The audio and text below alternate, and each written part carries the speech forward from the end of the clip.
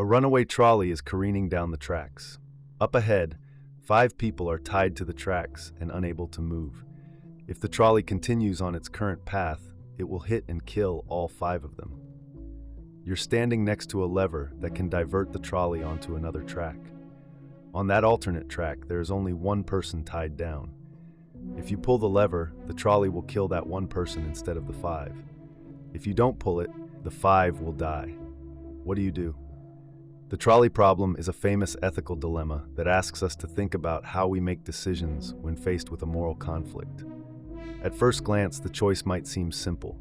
Killing one person seems better than killing 5. However, the more you think about it, the more complicated it becomes. It raises questions about morality, responsibility, and the value of human life.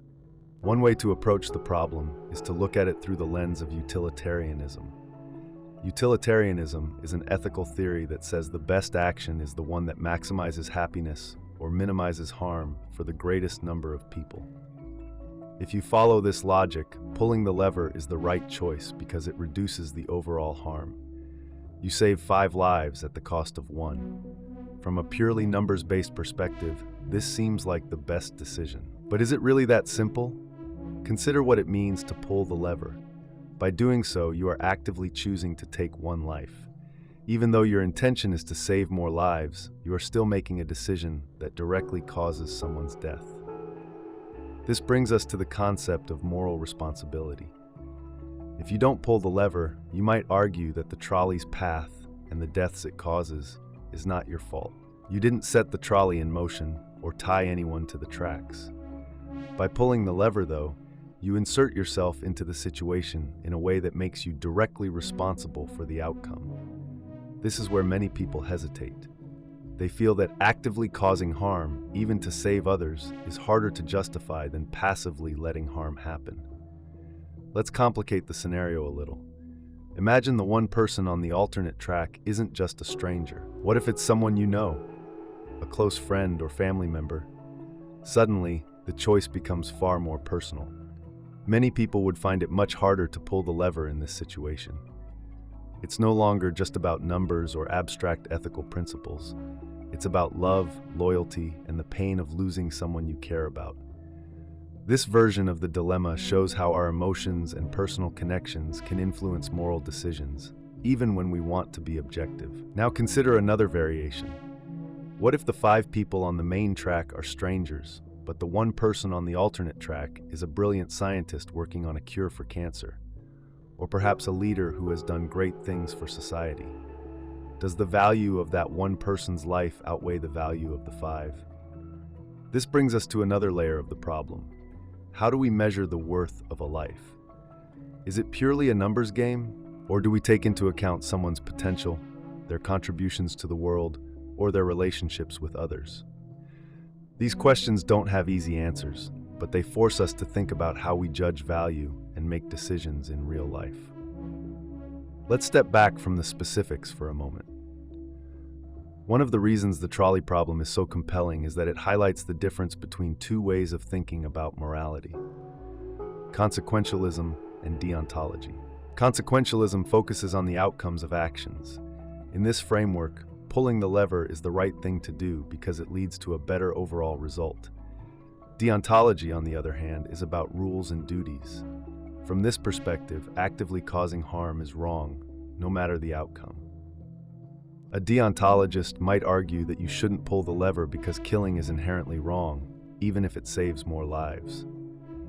These 2 approaches can lead to very different conclusions, and neither is definitively right or wrong. In fact, one of the reasons the trolley problem is so famous is that it doesn't have a clear solution. It forces us to confront the complexity of moral decision-making and the limitations of ethical theories.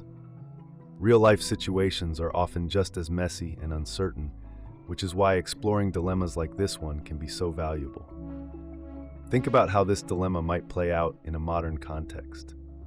Imagine a self-driving car that faces a situation similar to the trolley problem. Should the car be programmed to minimize harm, even if it means sacrificing the life of the passenger? Or should it prioritize the passenger's safety above all else? These kinds of questions aren't hypothetical anymore. As technology advances, we have to make decisions about how machines should act in life and death situations. The trolley problem gives us a framework for thinking about these issues, even if it doesn't provide easy answers. Another way to understand the trolley problem is to consider its emotional impact. Studies have shown that people often make different decisions when they are asked to imagine themselves in the scenario versus when they analyze it from a distance. When we think about the problem in abstract terms, we might lean toward utilitarian reasoning. But when we put ourselves in the situation, our emotions and instincts often take over. We might hesitate to pull the lever because we can't bear the thought of actively causing harm, even if we know it's the logical choice. This emotional aspect is important because it reflects how we make decisions in real life. People aren't purely rational beings. We are influenced by our feelings, our relationships, and our sense of identity. The trolley problem shows us that morality isn't just about cold, logical reasoning. It's also about empathy, fear, and the weight of responsibility. Some philosophers have criticized the trolley problem for being too unrealistic. They argue that it oversimplifies ethical decision-making and doesn't reflect the complexity of real-world dilemmas. In real life, we rarely have all the information we need to make a perfect decision. We don't always know the consequences of our actions, and we often face uncertainty and ambiguity. While this criticism is valid, the trolley problem is still useful because it helps us think about the principles that guide our choices. It may not reflect every detail of real-life situations, but it provides a starting point for deeper reflection. So should you pull the lever? There's no single right answer. What makes the trolley problem so powerful is that it forces you to confront your values and assumptions. It makes you think about what matters most to you and how you navigate difficult choices. Some people might prioritize minimizing harm, while others might focus on avoiding direct responsibility. Both perspectives have their strengths and weaknesses, and neither is universally correct. In the end, the trolley problem isn't just about trolleys or levers or tracks. It's about the decisions we make when faced with hard choices. It's about the tension between logic and emotion, between individual responsibility and collective well-being. Most of all, it's about the complexity of being human. Whatever choice you make, the important thing is to think carefully, reflect on your values, and be willing to engage with the difficult questions that life inevitably throws your way. The Euthanasia Dilemma asks whether it is ethical to assist someone in ending their life to relieve suffering. It is a question that raises strong opinions and often divides people because it touches on personal beliefs, moral principles, and societal norms. To explore this issue fully, we must consider both sides of the argument, as well as the nuanced complexities that exist between them. Imagine a scenario where a person has been diagnosed with a terminal illness. Their pain is constant and unbearable, and no medical treatment can offer relief. This individual may express a clear and rational desire to end their suffering through assisted suicide. In such cases, those in favor of euthanasia argue that it is an act of compassion. They believe it respects the individual's autonomy by allowing them to make decisions about their own life and death. From this perspective, refusing their request might be seen as prolonging needless pain and stripping away their dignity. The concept of autonomy plays a central role in arguments supporting euthanasia. Autonomy refers to a person's right to make choices about their own life, as long as those choices do not harm others. Advocates argue that a terminally ill person has the right to decide how and when they will die. Denying them this option could be seen as imposing societal or religious values onto their personal decisions, which some view as unjust. For many supporters, euthanasia is not about encouraging death, but about empowering individuals to end their suffering on their own terms. An example of this is the case of Brittany Maynard, a 29-year-old woman diagnosed with terminal brain cancer. She became a public advocate for assisted suicide after choosing to end her life under Oregon's Death with Dignity Act in 2014. Maynard's decision sparked widespread debate. For supporters of euthanasia, her story highlighted the importance of respecting an individual's right to avoid prolonged suffering. They argued that her choice was deeply personal and did not harm others, making it an ethical decision based on autonomy and compassion. Opponents of euthanasia, however, argue that it is not ethical to assist someone in ending their life, even to alleviate suffering.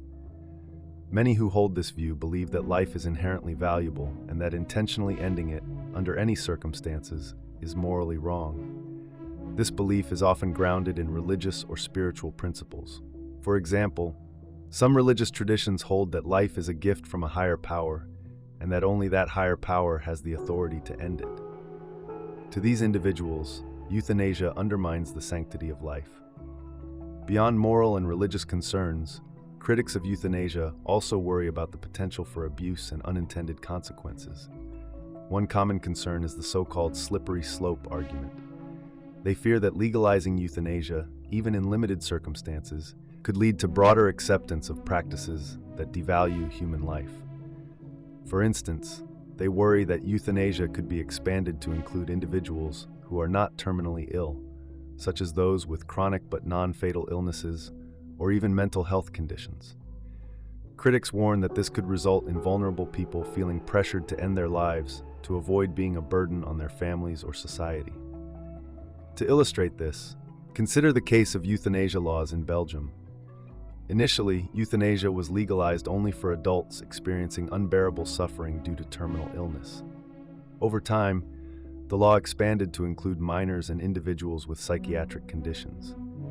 Critics argue that these changes demonstrate the slippery slope in action and raise questions about how society defines unbearable suffering and who should have the authority to make such determinations. Another concern is the potential for coercion or undue influence. Opponents worry that patients may feel pressured to choose euthanasia because they perceive themselves as a financial or emotional burden on their loved ones. This pressure could come from subtle comments or societal attitudes, even if it is not intentional. Ensuring that a person's decision is truly voluntary and free from external influence is a significant ethical challenge. Critics argue that it is difficult, if not impossible, to create safeguards that fully address this issue. From a medical standpoint, opponents also raise concerns about the role of doctors in assisted suicide. The Hippocratic Oath, a traditional ethical guideline for physicians, includes a pledge to do no harm. For some medical professionals, assisting in a patient's death feels like a violation of this principle. They argue that a doctor's role should be to preserve life and alleviate suffering through palliative care, not to actively end a life. This perspective sees euthanasia as a contradiction of the medical profession's core purpose. However, proponents counter that doing no harm can sometimes mean allowing a peaceful death rather than prolonging unnecessary suffering. They point out that modern medicine often focuses on extending life at all costs, even when doing so causes significant pain or diminishes quality of life. Supporters of euthanasia believe that helping a patient achieve a dignified death can be consistent with a doctor's duty to care for their patients. Palliative care, which focuses on relieving pain and improving quality of life for patients with serious illnesses, is often presented as an alternative to euthanasia. Critics argue that advancements in palliative care can address many of the physical and emotional challenges faced by terminally ill patients, reducing the need for assisted suicide. However, supporters of euthanasia note that even the best palliative care cannot eliminate all suffering. They argue that patients should have the option to choose euthanasia if they feel that their quality of life is no longer acceptable. Legal frameworks surrounding euthanasia vary widely across the world, reflecting the deep divisions on this issue. In some countries, like the Netherlands and Canada, euthanasia and assisted suicide are legal under specific conditions. These laws typically include strict safeguards, such as requiring the patient to make multiple requests and undergo evaluations by multiple doctors. In contrast, many countries prohibit euthanasia entirely, viewing it as incompatible with their legal and ethical standards. The ethical debate over euthanasia ultimately hinges on a few key questions. Should individuals have the right to decide when and how they die? Does society have a moral obligation to protect life at all costs? Or should compassion guide our decisions in cases of unbearable suffering? Can safeguards prevent abuse and ensure that decisions about euthanasia are truly voluntary? These questions have no easy answers, and opinions on the issue often depend on deeply held values and beliefs. In the end, the Euthanasia Dilemma challenges us to balance compassion and respect for autonomy with the need to protect vulnerable individuals and uphold societal values. It forces us to confront our own beliefs about life, death, and what it means to live with dignity. While there may never be a consensus on this issue, ongoing dialogue and reflection are essential as we navigate the complex ethical landscape it presents. The question of whether to lie to protect someone's feelings or well-being is a challenging dilemma that touches on the core of our values and ethical beliefs. It forces us to weigh the importance of honesty against the potential harm that truth might cause. Both lying and telling the truth have consequences, and deciding what to do depends on the context, the people involved, and the possible outcomes. To explore this issue, we'll consider examples, philosophical perspectives, and the potential implications of our choices. Imagine a scenario where you're asked by a close friend for your opinion about something deeply personal, like their appearance before an important event. They're wearing an outfit they love, but you genuinely think it's unflattering. If you tell them the truth, you might hurt their feelings and damage their confidence before the event. If you lie and say they look great, they may feel supported, but could later realize the outfit wasn't appropriate, which might lead to embarrassment or a loss of trust in your judgment. This situation illustrates the complexity of the lying dilemma. Both honesty and deception carry risks. At its core, lying involves deliberately giving false information with the intent to deceive. Honesty, on the other hand, is about providing truthful and accurate information. Society generally values honesty because it builds trust, maintains integrity, and allows for open communication. Yet, there are moments when honesty can cause pain or harm, leading people to wonder if lying might sometimes be the kinder or more ethical choice. Philosophers have long debated the morality of lying. Immanuel Kant, a prominent thinker, argued that lying is always wrong. He believed that truthfulness is a moral duty, and that lying undermines the trust necessary for society to function. According to Kant, even when lying seems to serve a good purpose, it erodes the ethical foundation of human relationships. For example, if lying becomes acceptable in certain situations, it may lead to a slippery slope where people no longer trust one another, fearing deception even in moments of sincerity. On the other hand, utilitarian philosophers, like John Stuart Mill, take a more flexible approach. They argue that the morality of an action depends on its consequences. From this perspective, lying can be justified if it produces more happiness or reduces harm overall. For instance, telling a terminally ill patient that they have limited time left might be truthful, but could cause unnecessary distress. In such cases, a utilitarian might argue that withholding the truth or offering a gentler version of it could be the more ethical choice, as it prioritizes the person's emotional well-being. To understand this dilemma further, let's consider another example. Suppose a family is celebrating a surprise birthday party for a loved one. The guest of honor asks you directly if anything special is being planned. Telling the truth would ruin the surprise and diminish the joy of the event. Lying, in this case, seems to serve a positive purpose by preserving the surprise and enhancing the overall happiness of everyone involved. Few people would argue that such a lie is unethical, as its intent is clearly benevolent. However, not all situations are as straightforward. Imagine a more serious scenario involving a loved one who is deeply insecure about their artistic abilities. They ask for your opinion on a painting they worked hard to create. You know that being honest might discourage them from pursuing their passion, but lying might give them false confidence, leading to disappointment later when they face harsher critics. In this case, the dilemma becomes more complicated. Should you prioritize their immediate feelings, or should you risk hurting them in the short term to encourage growth and resilience? Cultural norms also influence how people view lying.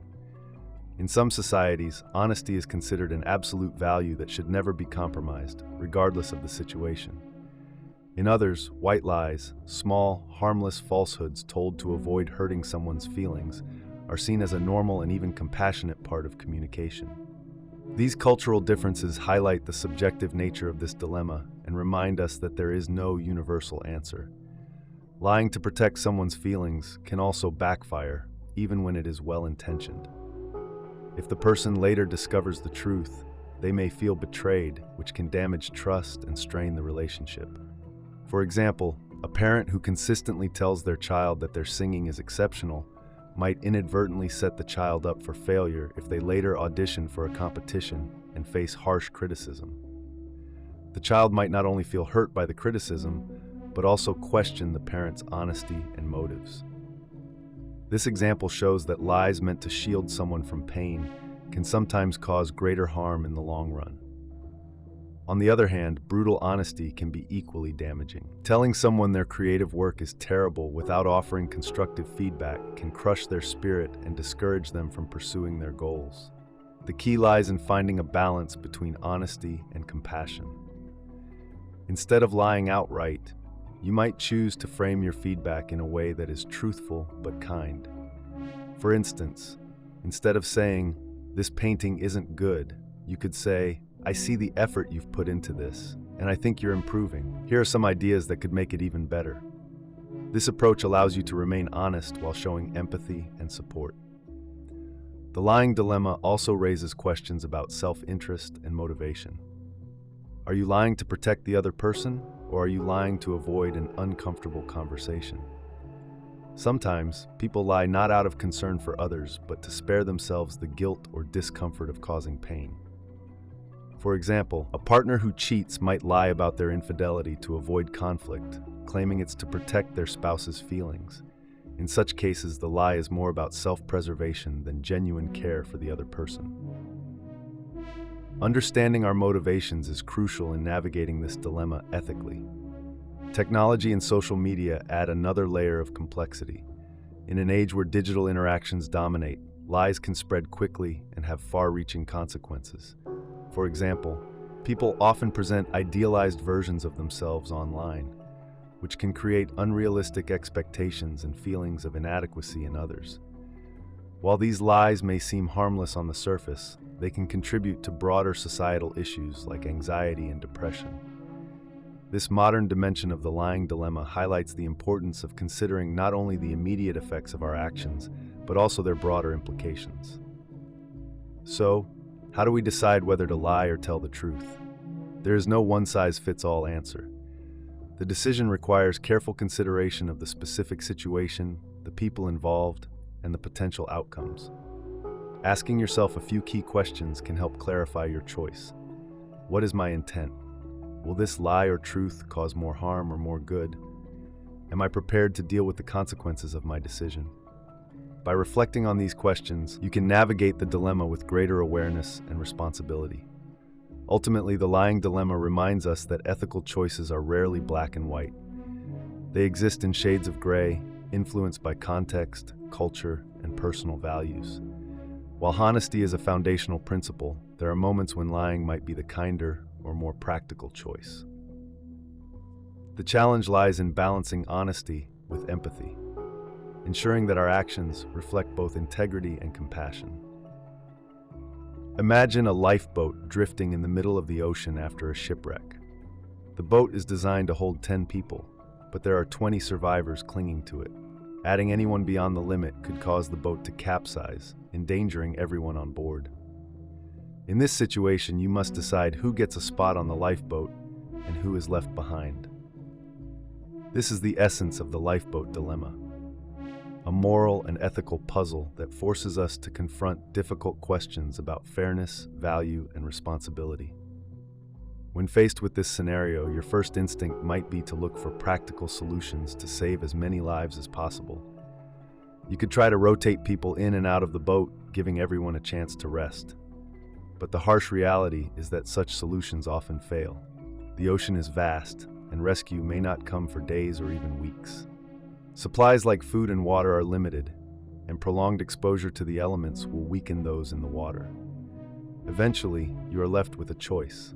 Some people must remain on the lifeboat, while others must stay in the water and likely perish. This situation raises profound ethical questions. How do you decide who lives and who dies? Should age, health, or social roles factor into the decision? For example, some might argue that children should have priority because they represent the future.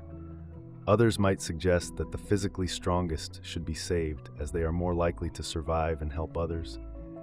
Still, others could argue that those with families waiting for them should be given priority. Each of these approaches has its own logic, but none of them is without flaws. Let's consider the argument for saving children first. On the surface, this seems like the most compassionate choice. Children have not had the chance to live full lives, and many people feel a moral obligation to protect the young and vulnerable. However, this approach assumes that all lives are not equal, which can be a slippery slope. What if an older person is in excellent health and has decades of potential ahead of them? Should they be sacrificed simply because of their age?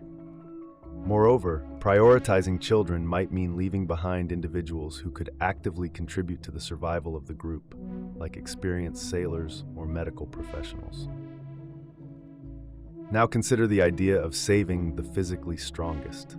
This approach is often framed as pragmatic, as stronger individuals are more likely to endure the harsh conditions and assist in rowing the lifeboat or gathering supplies. But this raises another ethical concern. Does physical strength make someone's life inherently more valuable?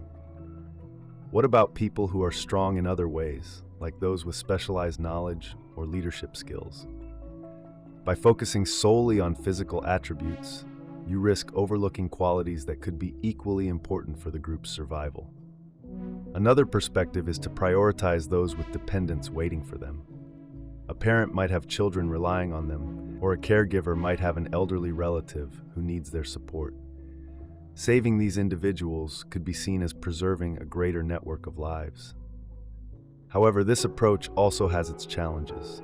For one, it requires you to make assumptions about people's personal lives and the impact of their loss. What if someone has no dependents but contributes significantly to their community or workplace? Do their lives matter less simply because they have no immediate family? Some might argue that the fairest approach is to use random selection, like drawing straws. This method avoids bias and ensures that everyone has an equal chance of survival. But fairness in process does not always translate to fairness in outcome. For example, if the random selection process results in all the physically weaker individuals being left behind, the group's overall chances of survival might decrease. Randomness may feel impartial, but it doesn't necessarily lead to the best or most ethical outcome. The Lifeboat Dilemma also forces us to confront the role of responsibility. If you are the one making the decision, does that make you morally accountable for the deaths of those left behind? Some would argue yes, as your choices directly impact who lives and who dies. Others might say that the real blame lies with the circumstances, not the decision maker. After all, you didn't create the conditions that led to the lifeboat being overcrowded. But even if you aren't directly responsible, the weight of the decision can still feel overwhelming. Another layer to consider is whether certain individuals bear more responsibility to sacrifice themselves. For example, should the captain of the ship give up their spot as a gesture of accountability? Should people with certain ethical or religious beliefs volunteer to stay behind, believing it is the right thing to do? These questions highlight how personal values and social expectations can influence decision-making in such scenarios. The Lifeboat Dilemma also invites us to think about broader societal issues. In many ways, this scenario mirrors real-world problems where resources are limited, and not everyone can be helped. For example, in healthcare, doctors and policymakers must often decide how to allocate scarce resources like organ transplants or ICU beds. Similarly, governments must make tough choices about how to distribute aid during disasters or allocate funding for social programs. These decisions, like the Lifeboat Dilemma, force us to weigh competing values and make trade-offs that have life and death consequences. What makes the Lifeboat Dilemma so challenging is that there is no perfect answer. Any choice you make will have consequences, and those consequences will weigh heavily on your conscience. It forces you to confront uncomfortable truths about the nature of fairness, the value of human life, and the limits of what you can control. The dilemma also serves as a reminder of our shared vulnerability and the importance of empathy. While you may never face a literal lifeboat scenario, the questions it raises are relevant to many aspects of life, from personal relationships to public policy. Ultimately, the lifeboat dilemma is less about finding the right answer and more about exploring the values and principles that guide our decisions. It challenges us to think critically and compassionately, even in the face of impossible choices. It also highlights the importance of preparing for crises and addressing systemic issues that create such dilemmas in the first place. By doing so, we can strive to create a world where fewer people are forced to make such heartbreaking decisions. Imagine a city where everyone is happy. The streets are full of laughter, the air hums with music, and the people live in harmony. They enjoy good health, meaningful relationships, and fulfilling work. It sounds like a dream, doesn't it? But there is a catch. In this city, the happiness of the many depends on the suffering of one. A single child is locked in a dark, dirty room, alone and neglected. The child is malnourished, fearful, and without hope. Everyone in the city knows about this child, and they accept its suffering as the price for their joy. This is the central question of the Omelas Dilemma. Can the happiness of the majority justify the suffering of one individual? At first glance, some may argue that this arrangement is logical. If the suffering of one person ensures the well-being of thousands, the trade-off seems efficient. Utilitarian philosophy often emphasizes the greatest good for the greatest number. In this framework, the happiness of the majority outweighs the misery of one. Sacrificing one person to benefit many might seem like the moral choice when viewed from a purely numbers-driven perspective. After all, who wouldn't want to live in a place where nearly everyone thrives? But such reasoning raises uncomfortable questions. Is happiness truly meaningful if it rests on a foundation of injustice? The child in the room suffers not because of anything they did, but because the system demands it. They are innocent, yet their life is reduced to a tool for the happiness of others. This feels deeply wrong to many people, even if they can't immediately explain why. It's not just a question of numbers, it's about fairness, dignity, and the value of an individual life. To better understand this dilemma, imagine you live in Omelas. You are one of the happy people who benefit from the system. You wake up every morning feeling content and secure. You enjoy warm friendships, creative pursuits, and a sense of purpose. Then one day, you learn about the child. You visit the small, filthy room where they are kept. You see their hollow eyes and trembling hands. You hear their weak voice asking why they are there. Knowing this child's pain is the foundation of your happiness, would you still feel comfortable? Would you still enjoy your life? For some, the answer might be yes. They might rationalize the situation by focusing on the numbers. It's terrible for the child, they might think, but their suffering prevents thousands from feeling the same pain. It's a necessary evil. Others might distance themselves emotionally, refusing to think about the child or convincing themselves that it's not their responsibility. This form of moral detachment can be a way to cope with the discomfort of benefiting from someone else's suffering. But for others, the child's suffering would cast a shadow over their happiness. They might feel guilt, shame, or anger. They might question the fairness of a system that demands such a cruel bargain. Some might even choose to leave Omelas, walking away into an uncertain future, rather than continue participating in a society built on injustice. These people reject the idea that the ends justify the means. For them, the suffering of one innocent child is too high a price to pay, no matter how many others benefit. This dilemma forces us to confront the tension between collective good and individual rights. It asks us to consider what we are willing to accept in the name of progress, happiness, or stability. History provides many real-world examples of similar trade-offs. For instance, in some societies, economic prosperity has been achieved through the exploitation of vulnerable groups.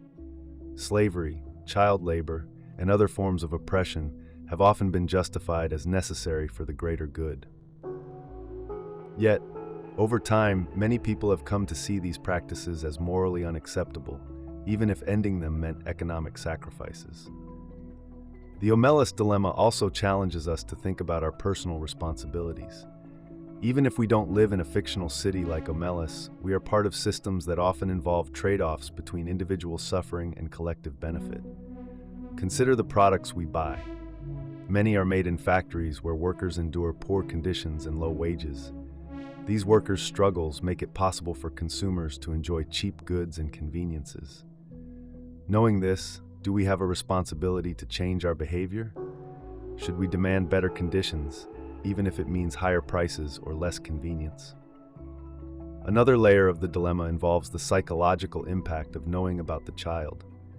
If you live in Omelas and accept the system, you must constantly reconcile your happiness with the child's suffering. This creates cognitive dissonance, the discomfort of holding conflicting beliefs or values.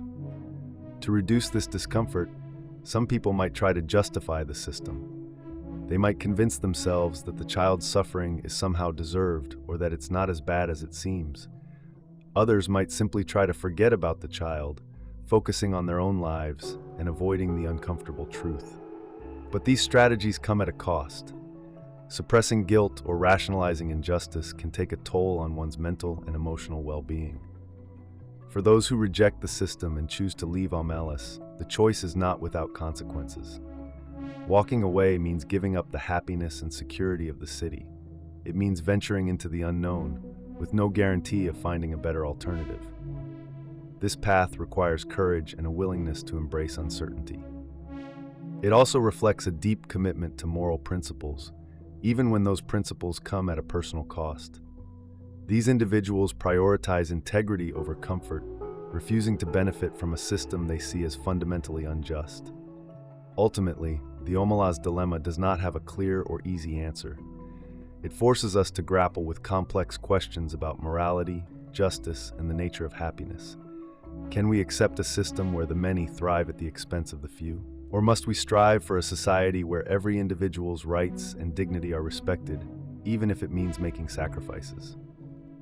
These questions have no simple solutions, but they are essential for understanding our values and the kind of world we want to create. As you reflect on the Omelas Dilemma, consider how it applies to your own life. What trade-offs are you willing to accept for the sake of happiness or convenience? How do you reconcile your personal values with the realities of the systems you participate in?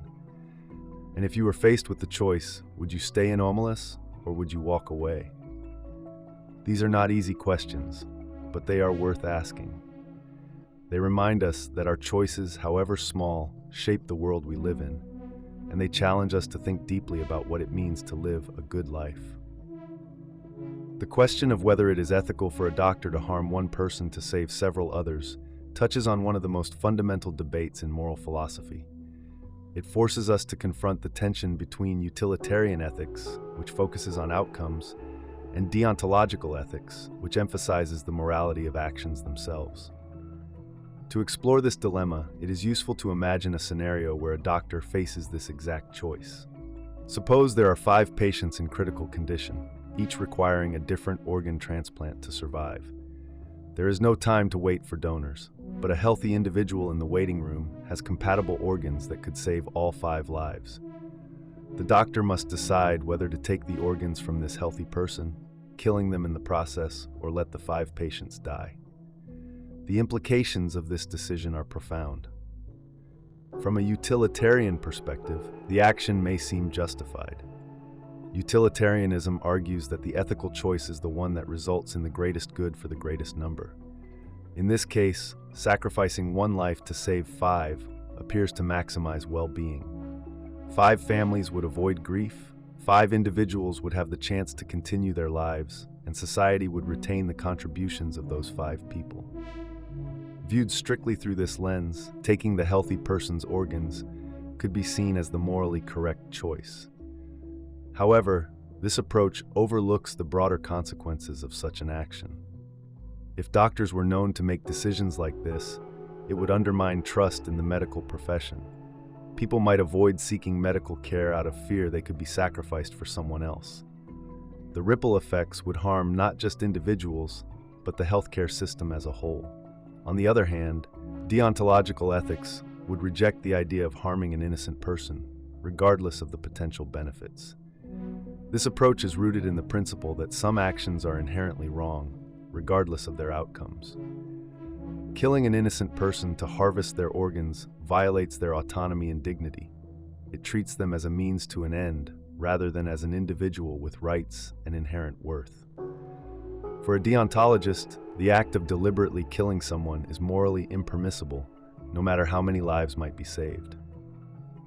This perspective aligns with many ethical codes in medicine, such as the Hippocratic Oath, which emphasizes doing no harm. To further complicate the matter, consider the perspective of the healthy individual. They came to the hospital seeking care or comfort, not expecting to be sacrificed. Forcing this person to give up their life for others would be a profound violation of their trust and autonomy. In a society that values individual rights and freedoms, such an act would be seen as a gross abuse of power. Even if the outcome saves more lives, the moral cost of disregarding individual autonomy could outweigh the benefits. It would set a dangerous precedent, suggesting that the value of a person's life can be calculated and weighed against others in a way that strips them of their humanity.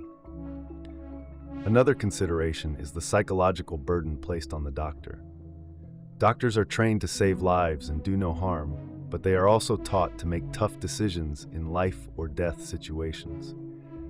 Asking a doctor to deliberately end one life to save others forces them into an impossible moral position. The act of intentionally harming a patient could have lasting emotional and psychological consequences for the doctor. It could erode their sense of moral integrity and make it harder for them to continue practicing medicine. The mental health of healthcare providers is an important factor in the ethical equation, as it affects not only the individual doctor, but also the quality of care they can provide to others in the future. This dilemma also raises questions about fairness and equality. How do we decide whose life is worth more? In the scenario where one healthy individual's organs could save 5 others, what criteria should determine whether their life is less valuable? Is it based on age, health, or societal contributions? These questions highlight the danger of reducing human lives to numbers or categories. Treating people as interchangeable units of value undermines the principle of equality that is central to many ethical frameworks. Some might argue that the dilemma could be resolved by looking for alternative solutions. For instance, the doctor could focus on finding other ways to save the 5 patients, even if it seems unlikely. Perhaps a breakthrough treatment could be discovered, or donors could be found at the last moment. While this approach might not always be realistic, it reflects the idea that every effort should be made to save lives without resorting to harming others. This mindset aligns with the principle of hope and the belief in human ingenuity. In real-world medical ethics, this scenario is more than a thought experiment. It touches on issues like organ donation, triage in emergencies, and the allocation of scarce medical resources. For example, during the COVID-19 pandemic, healthcare workers faced agonizing decisions about how to allocate ventilators when demand exceeded supply. These decisions often involved weighing the potential outcomes for different patients, but they were guided by ethical frameworks that aim to balance fairness, utility, and respect for individual rights. Ultimately, the question of whether it is ethical for a doctor to harm one person to save several others does not have a simple answer. It forces us to grapple with competing values and principles, each of which has merit. Utilitarianism highlights the importance of outcomes and the collective good, while deontology emphasizes the sanctity of individual rights and the morality of actions. Both perspectives offer valuable insights, but they also reveal the limitations of any single ethical framework. The resolution of this dilemma may depend on the context and the values of the society in which it occurs. In a society that prioritizes individual rights, the idea of sacrificing one person for the greater good might be rejected outright. In contrast, a society that emphasizes collective well-being might be more willing to accept such a trade-off. However, even in the latter case, there would likely be strict safeguards to ensure that such decisions are not made lightly. What this dilemma ultimately teaches us is the importance of ethical reflection and dialogue. It reminds us that the choices we make, especially in matters of life and death, have far-reaching consequences.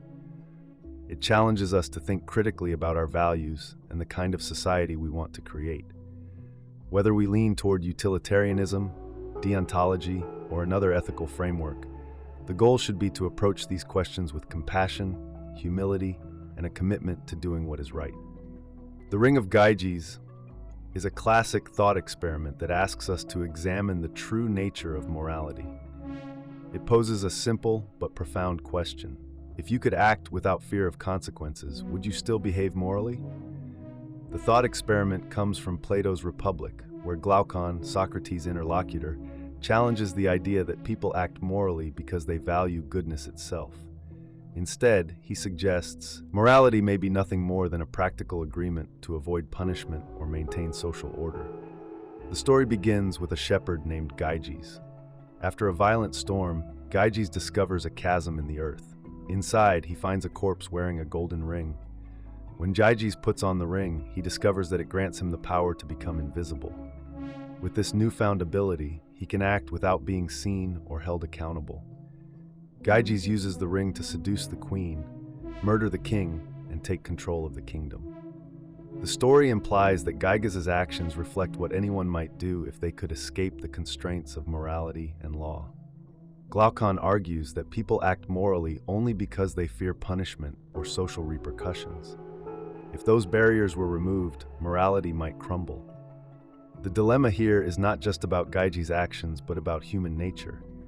Are we moral because we genuinely value doing the right thing, or do we act morally because of the incentives and deterrents built into society?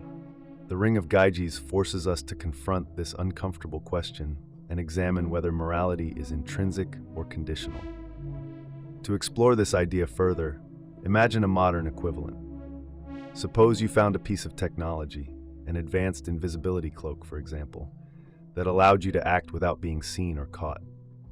What would you do with it? Would you use it to steal from a bank, knowing no one could identify you? Would you spy on people, invade their privacy, or take revenge on someone who wronged you? Or would you continue to act with integrity, respecting the rights of others even when there's no chance of getting caught? Many people like to think of themselves as moral individuals. They might say, "Of course I wouldn't do anything wrong, even with the ring." But this thought experiment pushes us to dig deeper. It's easy to act morally when there are social norms, laws, and expectations holding us accountable. In those situations, moral behavior often aligns with self-interest. Being honest, kind, or fair can bring rewards like trust, respect, or cooperation. But the Ring of Gyges removes all external consequences. It isolates our inner moral compass from societal pressures, asking us to consider whether we'd still act the same way. Consider a few scenarios where this dilemma might come into play. Imagine a wealthy executive who discovers a way to embezzle millions of dollars without any risk of being caught. The ring, in this case, is metaphorical. It's the knowledge that their actions would never come to light. Would they resist the temptation, or would they justify the theft because it seems victimless or untraceable? Now imagine someone in a strained relationship who could use invisibility to learn what their partner says or does behind their back. Would their curiosity override their respect for the partner's privacy? These examples highlight the tension between self-interest and moral principles. When we think no one is watching, self-interest often becomes more tempting. But this raises a key question. Does acting in our self-interest necessarily make us immoral? Some might argue that using the ring to improve one's life isn't inherently wrong. For example, if Gyges had used the ring to help the poor, overthrow a tyrant, or protect vulnerable people, his actions might be viewed as moral, even if they involved breaking laws or social norms. This complicates the question because it shows that morality isn't always clear-cut. Sometimes what society considers wrong might still align with a personal sense of justice or fairness. However, the Ring of Gyges also reveals a darker side of human nature. When people believe they are free from consequences, they often act in ways that harm others. This is evident in real-world examples, such as online anonymity. When people feel they can't be identified, they sometimes behave cruelly, spreading hate or harassment. The internet, in this sense, acts like a modern-day Ring of Gyges, allowing people to act without accountability. This behavior suggests that the fear of punishment or judgment plays a significant role in keeping people's worst impulses in check. But does this mean morality is entirely dependent on external pressures? Philosophers like Socrates argue otherwise. Socrates believed that true morality comes from understanding and valuing the good itself. He argued that acting justly isn't just about avoiding punishment, it's about living a good and meaningful life. For Socrates, an unjust person might appear to gain something by acting immorally, but they ultimately harm themselves by becoming corrupt and out of harmony with the greater good. From this perspective, morality is tied to personal integrity and the well-being of the soul, not just external rewards or punishments. To bring this idea into contemporary terms, think about how people feel after committing an immoral act, even if no one else knows about it. Guilt, shame, or regret often follow. These emotions suggest that morality isn't just about social expectations, it's also about internal values. Even with the Ring of Gyges, many people might hesitate to act immorally because they'd struggle to live with themselves afterward. This internal resistance points to the idea that morality can be intrinsic, rooted in our sense of empathy, fairness, and connection to others. Yet the thought experiment leaves room for another interpretation. What if morality isn't entirely intrinsic or extrinsic? What if it's a mix of both? People might act morally in some situations because they fear consequences, and in others because they genuinely value doing the right thing. For example, someone might refrain from stealing because they fear being caught, but they might also help a stranger in need purely out of compassion, even when no one else is watching. This duality suggests that morality is complex, shaped by both external factors and internal convictions.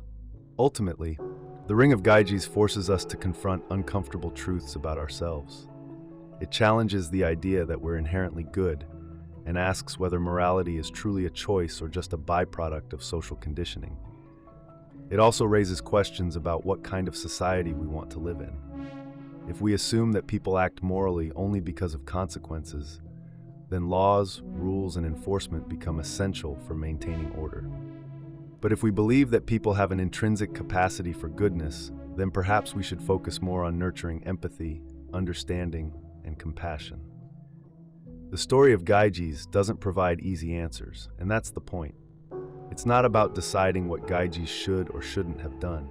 Instead, it's about reflecting on our values, motivations, and choices. It asks us to consider who we are when no one is watching and whether we can live with the consequences of our actions, even if those consequences exist only in our own minds. The Ring of Gyges is ultimately a mirror, showing us what lies beneath the surface of our morality. The question it poses is not just about Gyges, but about each of us. What would you do with the ring?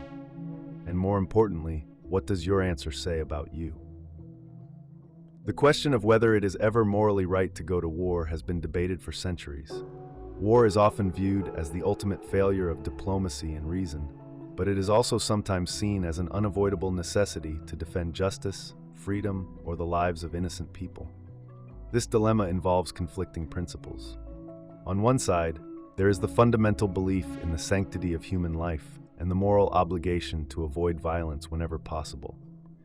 On the other side, there is the responsibility to protect the vulnerable and uphold values that define societies, even if that means resorting to armed conflict. Imagine a situation where one country invades another without provocation. The aggressor aims to subjugate the population, exploit resources, and impose its will through force. The victimized country faces a choice: resist or surrender. Resistance means war, with all the destruction and loss of life that entails. Surrender means accepting oppression and the potential loss of freedom for generations to come. In this scenario, defending oneself through war might seem morally justifiable. Many argue that it would be wrong to allow such aggression to succeed unchecked because it emboldens similar behavior in the future and undermines the concept of justice on a global scale. Yet, even in situations like this, the morality of war is not straightforward. War involves more than defending one's rights or responding to aggression. It unleashes violence that often extends far beyond the battlefield. Civilians suffer disproportionately in modern wars, whether through direct harm, displacement, or the long-term effects of destroyed infrastructure. Children lose access to education, healthcare systems collapse, and economies are shattered. These consequences raise the question, can any justification for war outweigh the devastation it brings? To address this question, thinkers have developed frameworks like just war theory. This theory sets criteria for when it is morally permissible to go to war and how war should be conducted. These principles include having a just cause, such as self-defense or protecting others from grave harm. War must be declared by a legitimate authority, not by individuals or rogue groups acting on personal grievances.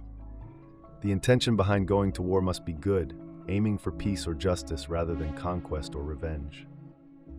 Finally, the use of force must be proportionate, meaning the harm caused by the war must not outweigh the benefits of achieving its aims. While these principles offer guidance, they are not free from challenges. Take the criterion of having a just cause.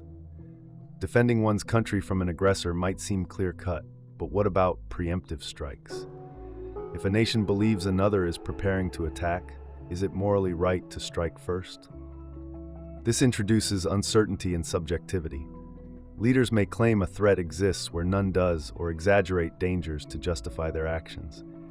This potential for abuse complicates the idea of just war and shows how subjective interpretations of justice can lead to conflicts that might have been avoided.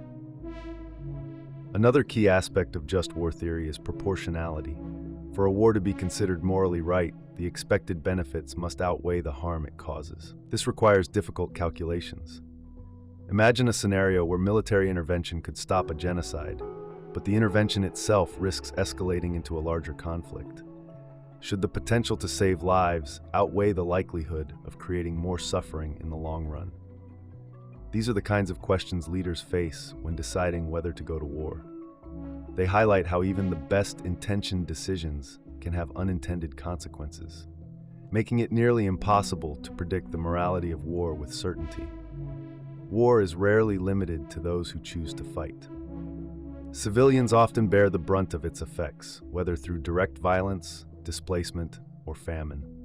Modern warfare has blurred the lines between combatants and non-combatants. Airstrikes, drones, and other technologies make it easier to target enemies from a distance, but increase the risk of harming innocent people. This raises moral questions about the methods used in war. If avoiding civilian casualties is a moral imperative, is it ever acceptable to launch a strike that risks their lives?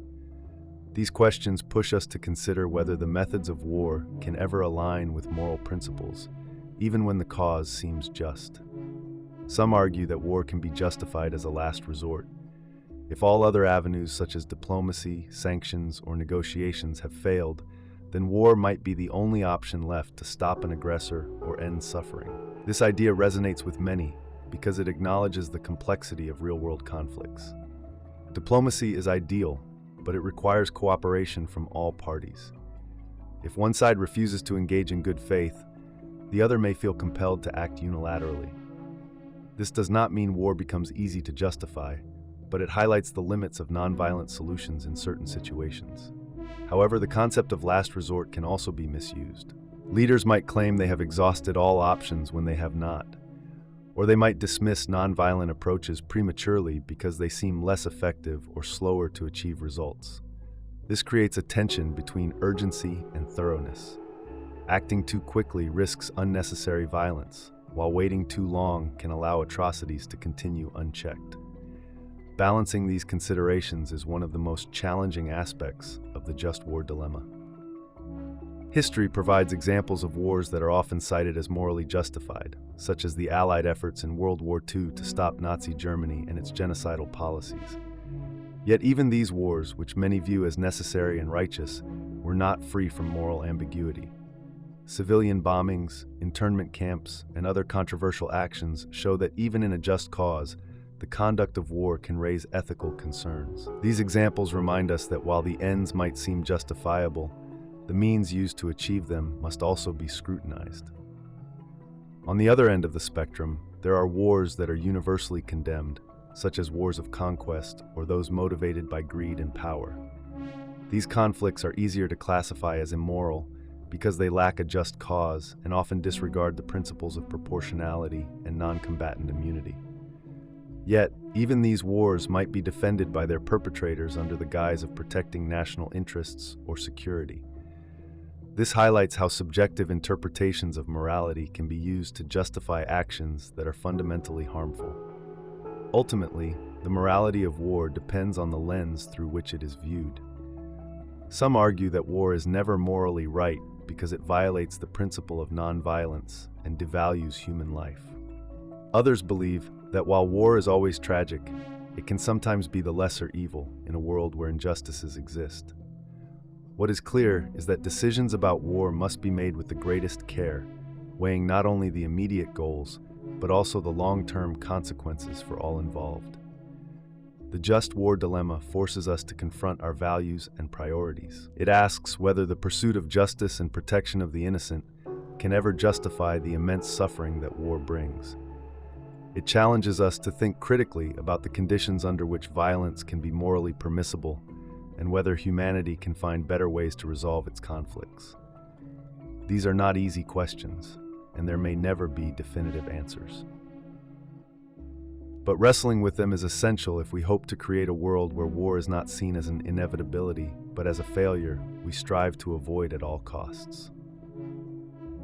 Imagine walking through a quiet park on your way to work. It's a sunny morning, and the air feels fresh. As you pass a small pond, you hear splashing and see a child struggling in the water. They're clearly in trouble, and no one else is around to help. You're wearing an expensive suit or dress, and you have important plans for the day, but none of that changes the situation. The question is simple. Should you ruin your expensive clothes and risk being late to save the child? This scenario, though straightforward on the surface, brings up profound moral questions about duty, personal sacrifice, and how we prioritize the needs of others. In this situation, it's hard to argue against saving the child. Most people would feel a strong instinct to help without hesitation. It's a human response to want to protect those who are vulnerable, especially when the danger is immediate and preventable. The cost of your clothes pales in comparison to the value of a life. If you think about it, you wouldn't care about the suit or the shoes once the child was safe on dry land. You'd probably feel a sense of relief and satisfaction, knowing you did the right thing. But why does this situation provoke such a clear reaction? It comes down to the way we perceive responsibility. The child is in front of you, and you're the only one who can intervene. It feels personal because you're there. You don't have time to overthink it. The child's life is at stake, and the consequences of inaction are severe. In that moment, it's not about what's fair or convenient. It's about doing what's necessary. Now, let's dig a little deeper. Imagine this situation from another perspective. What if the child wasn't right in front of you, but you knew they were drowning in a pond far away? What if, instead of jumping in, all it took to save them was donating the cost of your clothes to an organization that provides swimming lessons or rescue equipment? Would you feel the same urgency to act? For many people, the emotional weight of the situation would be less. The child's suffering would feel distant, and the connection less immediate. This shift reveals something about how we prioritize our moral obligations. The philosopher Peter Singer has explored this dilemma in his writings, arguing that distance shouldn't matter. If you're willing to ruin your clothes to save a child nearby, why wouldn't you give up the same amount of money to save a child far away? The moral principle is the same. A small sacrifice on your part can make a huge difference for someone else. Yet, in practice, people often feel less compelled to act when the problem seems abstract or far removed from their daily lives. This raises questions about how we view responsibility in the modern world. We live in a globalized society where it's easier than ever to know about the struggles of others. We see images of poverty, war, and natural disasters from every corner of the planet. Organizations constantly remind us that we can help by donating time or money. And yet, despite this awareness, people often feel overwhelmed or disconnected. The sheer scale of global suffering makes it hard to see how individual actions can make a difference. Returning to the child in the pond, the dilemma forces us to confront how we balance personal priorities with ethical responsibilities. Saving the child involves a clear trade-off. You might ruin your clothes, miss an important meeting, or face other minor inconveniences. But these are temporary losses compared to the permanent consequence of letting the child drown. most people wouldn't hesitate to act because the stakes are obvious and the harm is immediate. In contrast, choosing to donate to a distant cause feels less urgent. The impact is harder to see, and the connection to your actions is less direct. Some might argue that this difference is natural. Humans are wired to respond more strongly to situations they can see and touch. Helping someone nearby feels more rewarding because it reinforces a sense of community and connection. On the other hand, donating to a distant cause can feel impersonal. You might wonder whether your money will really make a difference or whether the organization will use it effectively. These doubts can make it harder to feel the same sense of urgency or satisfaction. But does this mean we shouldn't try? Singer's argument challenges us to rethink our moral priorities. If we accept that saving the child in the pond is the right thing to do, then we must also accept that saving children elsewhere is equally important. The value of a life doesn't depend on geography or circumstance. Whether the child is drowning in front of you or facing hunger in another country, the principle remains the same. If you can help without great personal cost, you should. This doesn't mean you're obligated to sacrifice everything for others. Few people can live up to such a standard, and trying to do so might lead to burnout or resentment. Instead, the goal is to recognize that small sacrifices can add up to significant change. Donating a portion of your income, volunteering your time, or supporting effective charities are all ways to make a difference without upending your life. The key is to see these actions not as burdens, but as opportunities to align your values with your behavior. Of course, not everyone agrees with this perspective. Some might argue that charity begins at home, and people have a greater responsibility to care for their own families and communities before helping others. Others might feel that it's unfair to ask individuals to bear the weight of solving systemic problems. After all, governments, corporations, and institutions often have far more power and resources to address these issues. These objections are worth considering, but they don't erase the moral obligation to act when you can. The child in the pond reminds us that some opportunities to help are too important to ignore. Even if you can't solve every problem, you can still make a difference in specific situations. By choosing to act, you affirm the value of compassion and the belief that every life matters. In the end, the child in the pond dilemma isn't just about saving one life. It's a metaphor for the choices we face every day. Whether it's donating to a charity, helping a neighbor in need, or advocating for social change, we all encounter moments where we must decide between personal convenience and the well-being of others. These decisions aren't always easy, but they define who we are and what we stand for. If you ever find yourself in the park, hearing the splash of a child struggling in the water, the choice might feel simple, but the lesson doesn't stop there. The challenge is to extend that same sense of responsibility beyond the immediate and the visible.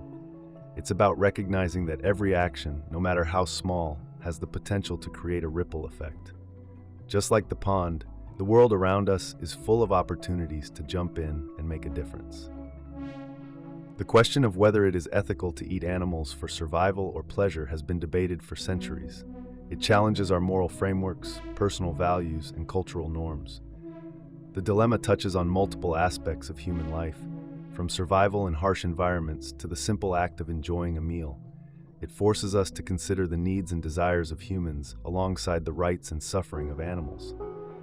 To address this question, we need to look at different perspectives: survival scenarios, the concept of pleasure, animal welfare, environmental impact, and cultural traditions. Each of these areas provides insight into why people may or may not consider eating animals ethical. Survival is often viewed as a justification for actions that might otherwise be considered immoral.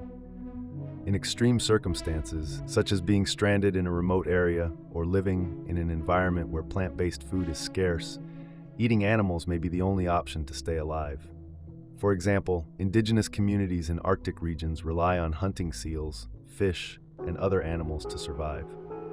The environment doesn't provide the conditions necessary to grow crops, so their survival depends on consuming animals. In these cases, most people would agree that eating animals is ethical because the alternative is starvation. It's not about pleasure or choice, it's about necessity. However, survival is not the context in which most people consume animals. In modern society, eating meat is often more about pleasure and habit than need. Supermarkets are filled with a wide variety of plant-based foods that provide all the nutrients needed for a healthy life. This raises the question, if eating animals is not necessary for survival, can it still be ethical? Many argue that eating animals for pleasure alone is harder to justify. One of the main ethical arguments against eating animals revolves around the concept of suffering. Animals raised for food often experience significant pain and stress. Industrial farming, which produces the majority of the world's meat, involves practices like overcrowding, confinement, and inhumane slaughter methods. For instance, chickens in factory farms are often crammed into tiny cages, unable to move freely or engage in natural behaviors.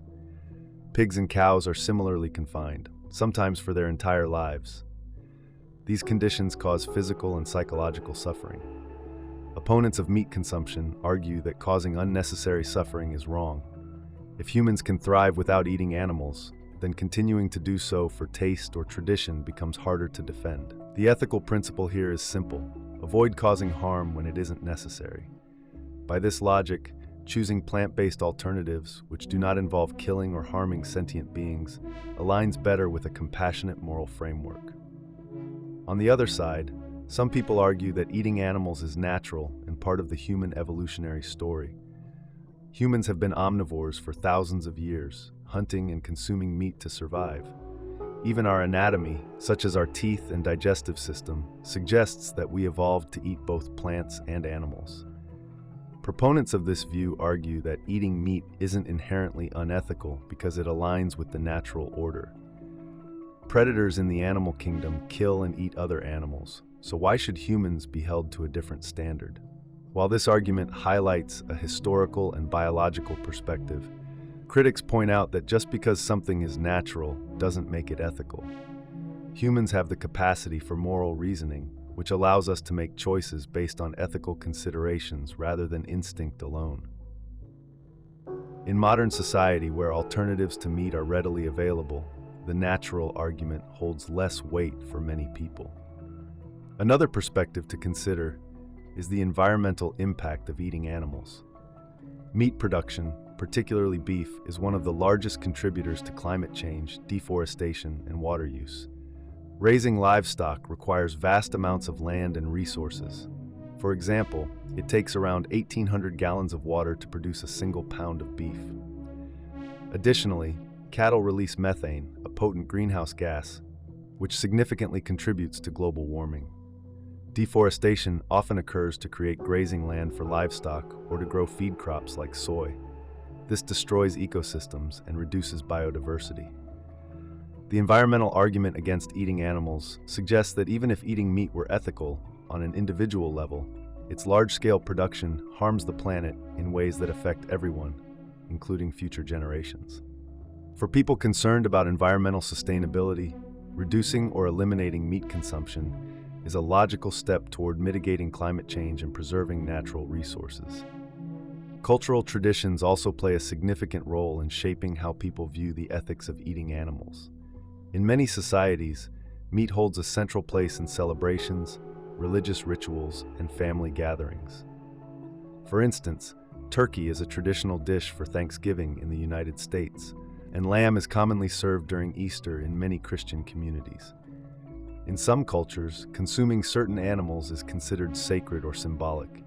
These traditions can make the idea of giving up meat seem like a loss of cultural identity or heritage.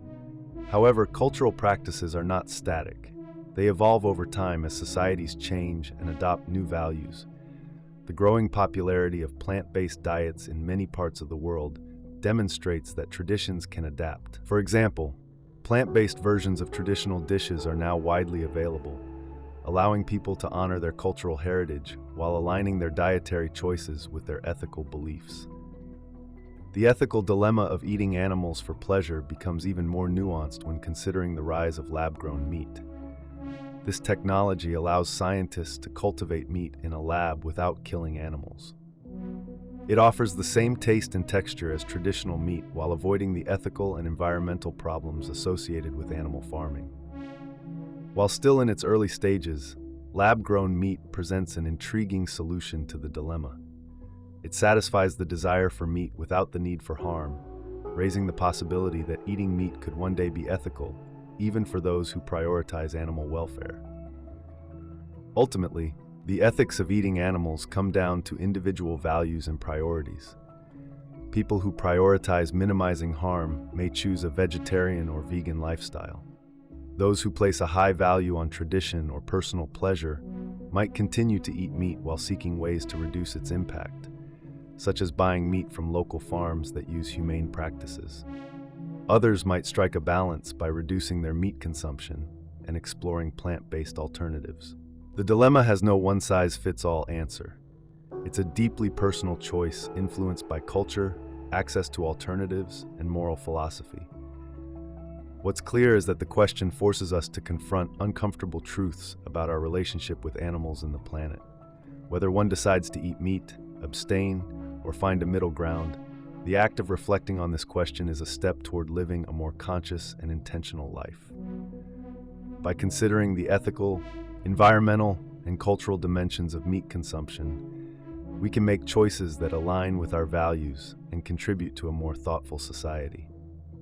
Freedom and security are two fundamental needs that often pull us in different directions. When we think about freedom, we imagine the ability to make choices without interference. On the other hand, security brings to mind protection from harm, danger, or uncertainty. These two ideals often conflict, particularly when the actions required to ensure collective security limit the freedom of individuals. This dilemma is not just theoretical. It's a question societies face daily, especially in times of crisis, such as during wars, pandemics, or terrorism threats. To understand why these two principles sometimes clash, consider a simple example. Imagine living in a neighborhood with rising crime rates.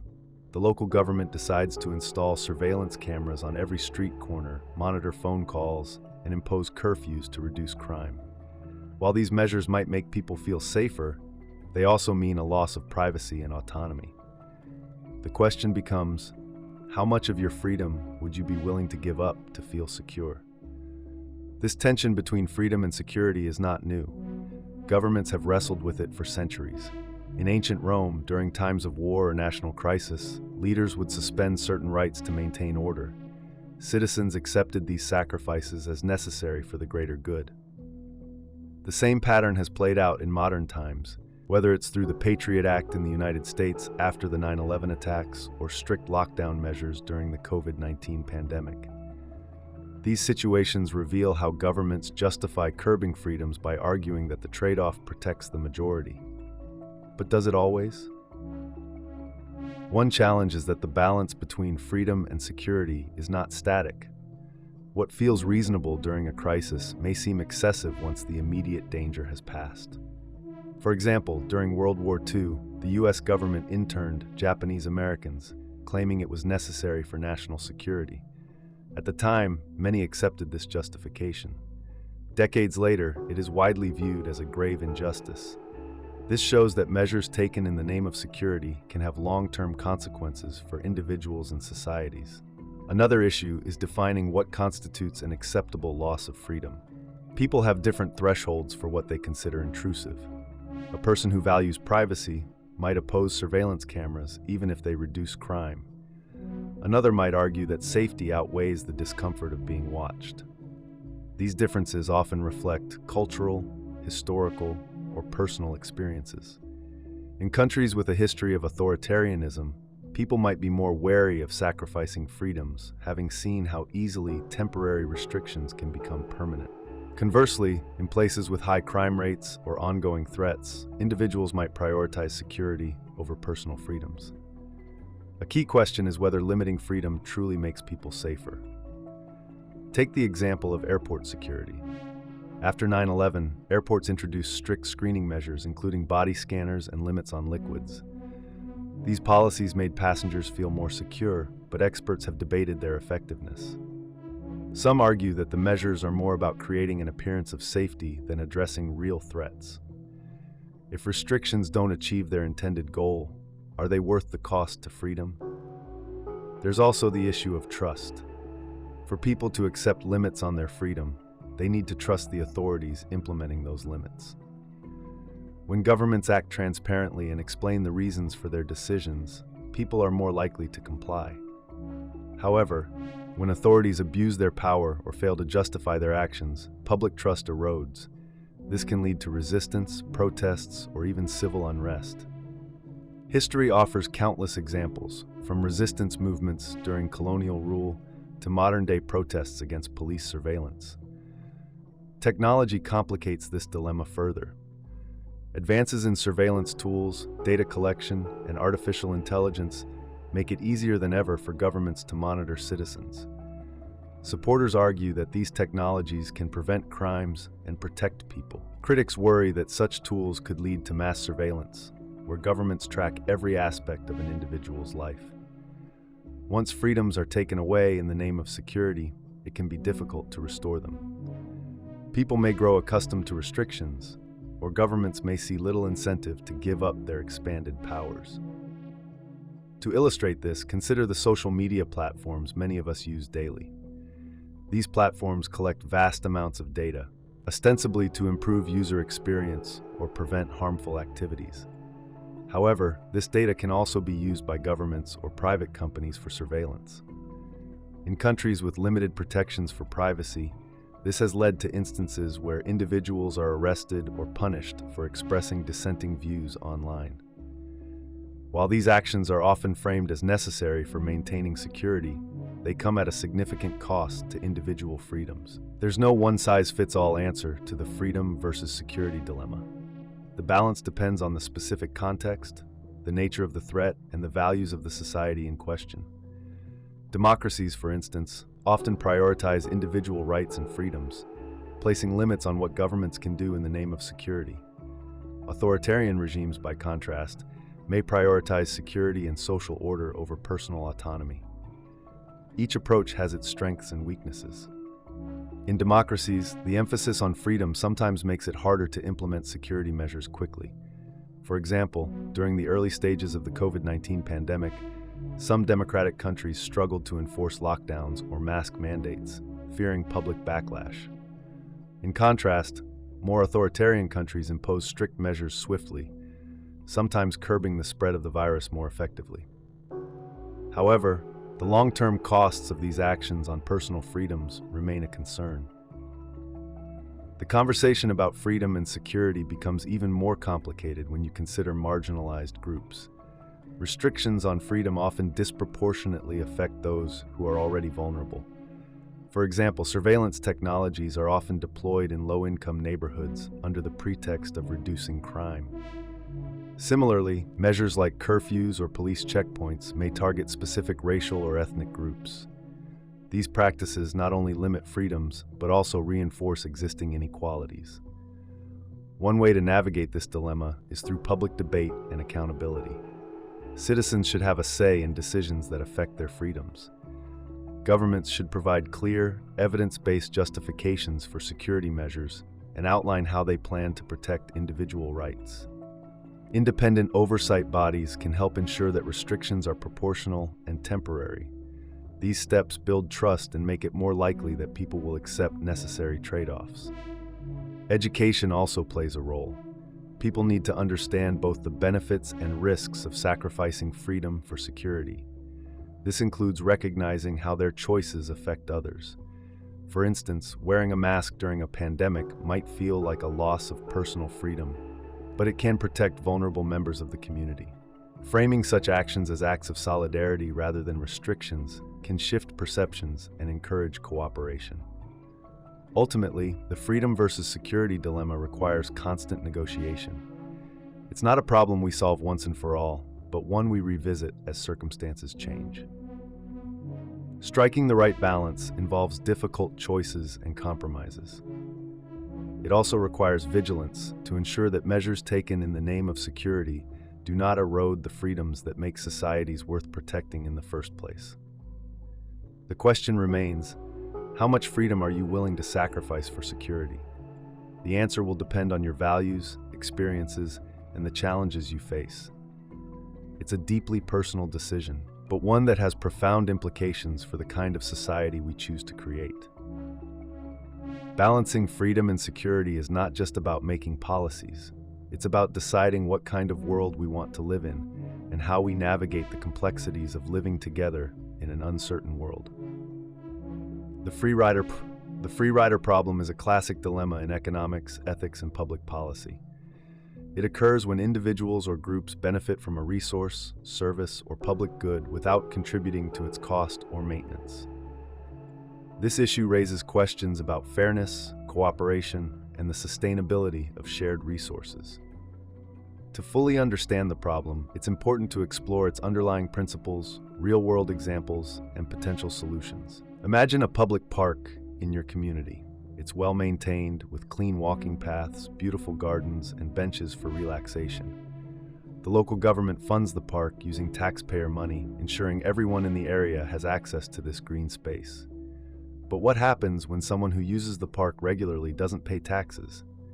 Perhaps they find ways to avoid contributing or simply don't fall into a taxable category. They still enjoy the park, benefiting from the work and contributions of others, but they don't share in the financial responsibility. This is a basic example of the free rider problem. Public goods are at the heart of this issue. Economists define public goods as resources or services that are both non-excludable and non-rivalrous. Non-excludable means you can't prevent people from using them. Non-rivalrous means one person's use of the good doesn't reduce its availability to others. Classic examples include streetlights, national defense, and clean air. Because everyone can access these resources regardless of their contribution, there's little incentive for individuals to pay their share voluntarily. After all, they can still reap the benefits whether they contribute or not. This dynamic creates the free rider problem. Take streetlights, for instance. They illuminate roads and sidewalks, ensuring safety for drivers and pedestrians alike. Everyone in the area benefits from the light, but no one is directly charged for using it. The cost of installing and maintaining streetlights is typically covered through taxes or government budgets. However, if too many people avoided paying taxes or refused to contribute to such public services, the system would struggle to sustain itself. Over time, this could lead to fewer functioning streetlights or none at all, diminishing public safety and convenience. The free rider problem isn't limited to government-funded projects. It's also evident in many collective efforts, including environmental conservation. Consider efforts to reduce carbon emissions. Climate change is a global issue, and its effects, rising sea levels, extreme weather, and biodiversity loss, impact everyone. Governments, corporations, and individuals are encouraged to reduce their carbon footprints by adopting renewable energy, driving less, or planting trees. But not everyone takes action. Some people or countries continue emitting high levels of greenhouse gases, relying on others to bear the burden of combating climate change.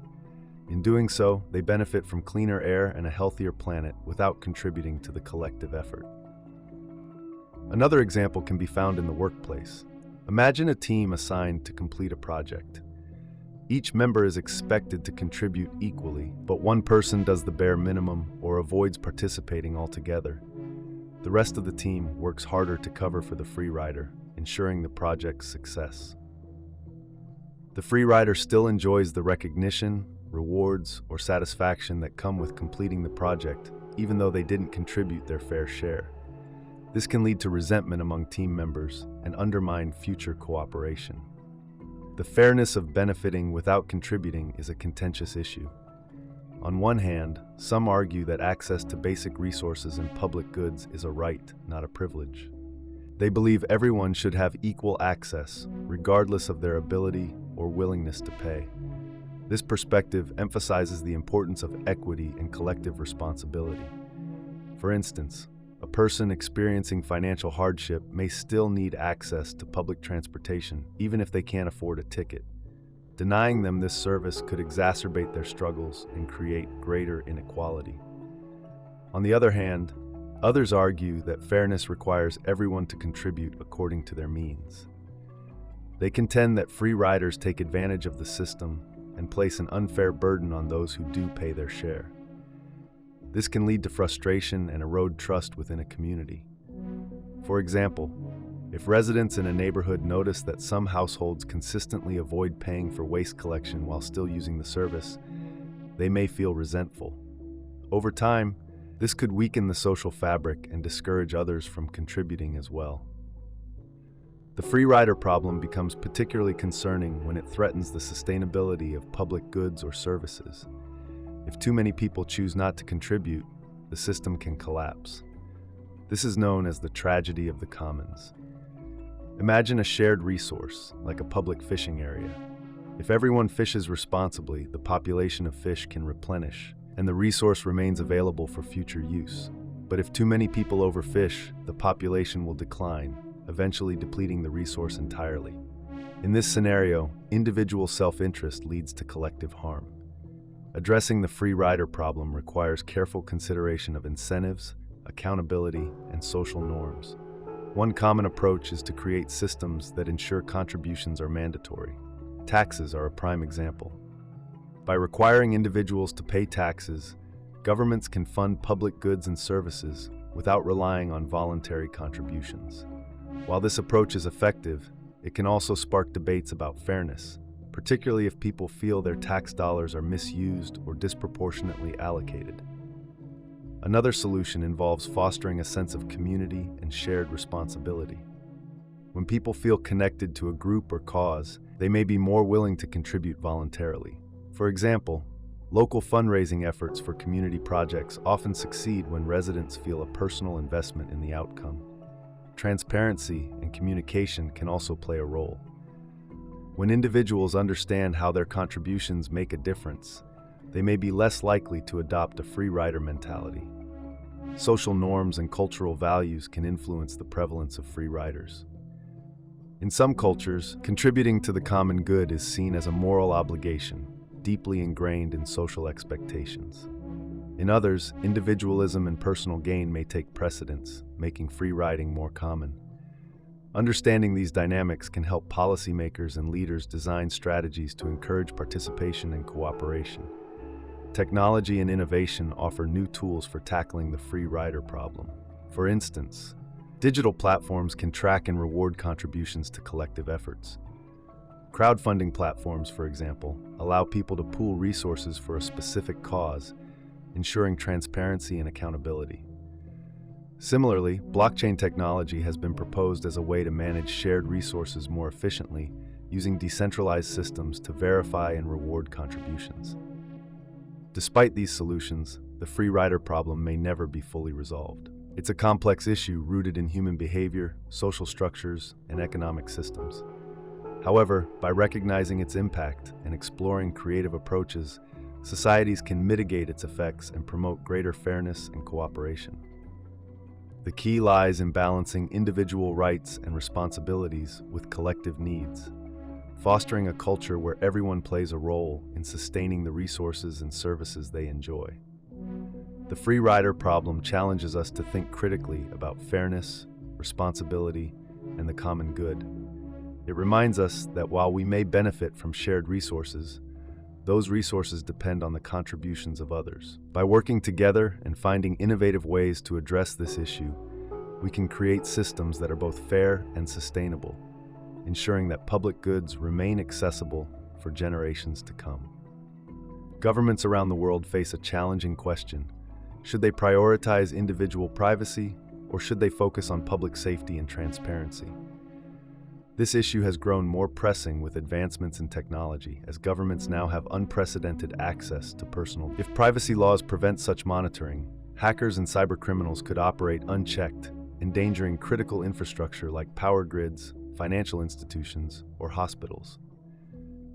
Similarly, in cases involving child exploitation or human trafficking, law enforcement often relies on digital surveillance to track perpetrators and rescue victims. In such cases, privacy can seem like a barrier to justice. The COVID-19 pandemic highlighted this tension on a global scale. Governments introduced measures like contact tracing apps to track the spread of the virus.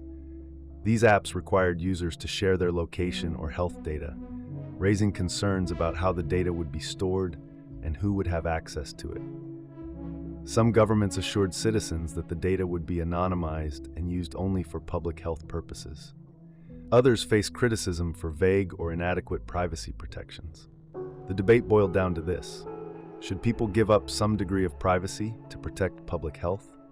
There was no universal answer. In countries like South Korea, where citizens accepted tighter monitoring, the virus was contained more quickly. In contrast, countries with stricter privacy laws struggled to implement similar measures, sometimes at the cost of more lives. Another consideration is how governments define the line between privacy and transparency. In practice, the line often shifts depending on the context. During times of crisis, such as war or natural disasters, governments tend to prioritize safety and transparency. In more stable times, privacy protections usually receive more attention. However, this flexibility can lead to inconsistency, where citizens are unsure of their rights and governments exploit ambiguity to expand their surveillance powers. Take the example of facial recognition technology. Governments argue that these systems help identify criminals, prevent fraud, and improve security. Yet the technology also raises significant privacy concerns. Critics point out that facial recognition can lead to false identifications, particularly for people of color, and may be used to track innocent individuals without their knowledge. In 2019, cities like San Francisco banned the use of facial recognition by law enforcement, citing concerns about potential abuses. This demonstrates that public backlash can influence how governments weigh privacy against transparency. Ultimately, the challenge is finding a balance that protects both principles. One potential solution is to establish clear guidelines and oversight mechanisms. Governments can enact laws that limit the scope of surveillance and require independent reviews of their actions. For example, data collection programs could be subject to regular audits to ensure they comply with privacy standards. Transparency reports, which disclose how often and why governments access personal data, can also help build trust. These measures ensure that governments remain accountable while addressing public safety concerns. Another approach is to invest in privacy-preserving technologies. Encryption, for instance, can protect sensitive data while still allowing governments to access necessary information with proper authorization. Differential privacy techniques, which add statistical noise to data sets, can enable researchers to analyze trends without compromising individual identities. By leveraging such tools, governments can demonstrate that privacy and transparency are not always mutually exclusive. Public education plays a critical role as well. Many people do not fully understand how their data is collected or used. By raising awareness about privacy rights and the trade-offs involved, governments can empower citizens to make informed decisions. For example, when launching a contact tracing app, a government could explain how the app works, what data it collects, and how it protects that data. Transparency at this level builds trust and encourages cooperation. Ultimately, the question of whether governments should prioritize privacy over transparency has no simple answer. The right balance depends on the context, the risks involved, and the values of the society in question. A government in the midst of a national emergency may need to prioritize safety, while one in a stable and democratic environment should focus on preserving individual freedoms. What matters most is that governments approach this dilemma thoughtfully, recognizing the profound impact their choices will have on both individuals and society as a whole. By ensuring accountability, using technology wisely, and engaging with the public, governments can navigate this complex issue in a way that respects both privacy and transparency. It's not an easy task, but it's a necessary one. If done well, it can strengthen trust, protect freedoms, and create a safer and fairer society for everyone. Borders and immigration have long been a topic of debate across societies. At its core, the immigration dilemma asks whether borders should be open, even if doing so may affect local economies and cultures. This issue raises questions about fairness, equity, human rights, and the responsibilities of nations. To approach it thoughtfully, one must weigh the potential benefits of open borders against the concerns they bring. Imagine a world where borders are open and people can freely move from one country to another without restrictions. Proponents of this idea argue that such freedom would reflect a fundamental respect for human dignity. Everyone would have the opportunity to escape hardship and seek a better life, regardless of where they were born. A person fleeing persecution, poverty, or war could find safety without the bureaucratic barriers that often make migration difficult. The moral case for open borders often emphasizes that people do not choose where they are born, and as a result, access to opportunity should not be determined by an accident of geography. Open borders could also lead to economic benefits. When people are free to move, they often seek better jobs, education, and living conditions. In doing so, they bring their skills, labor, and creativity to new places.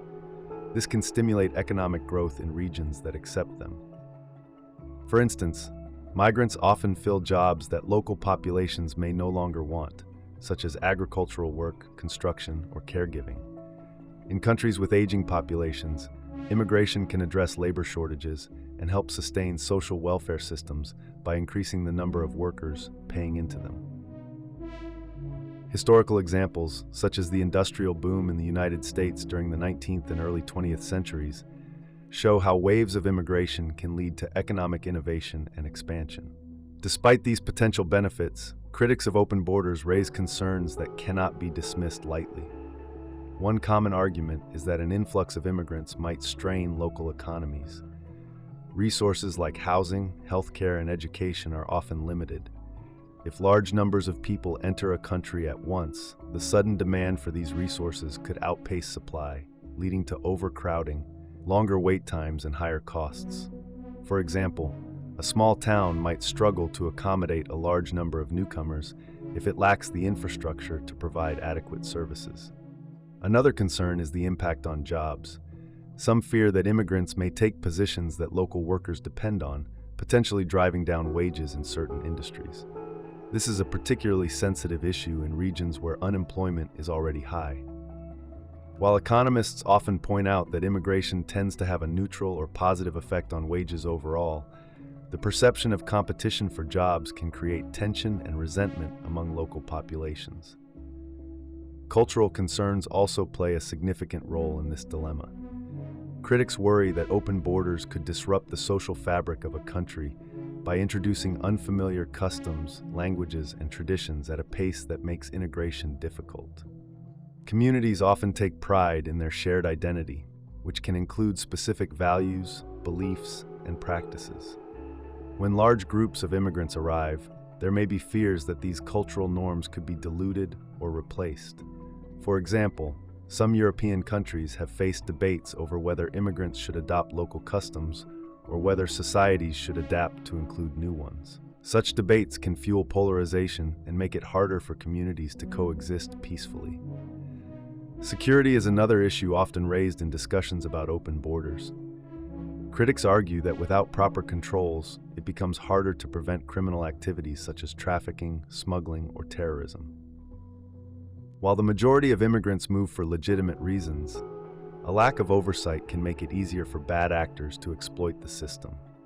Ensuring safety is a fundamental responsibility of governments, and open borders might complicate this task.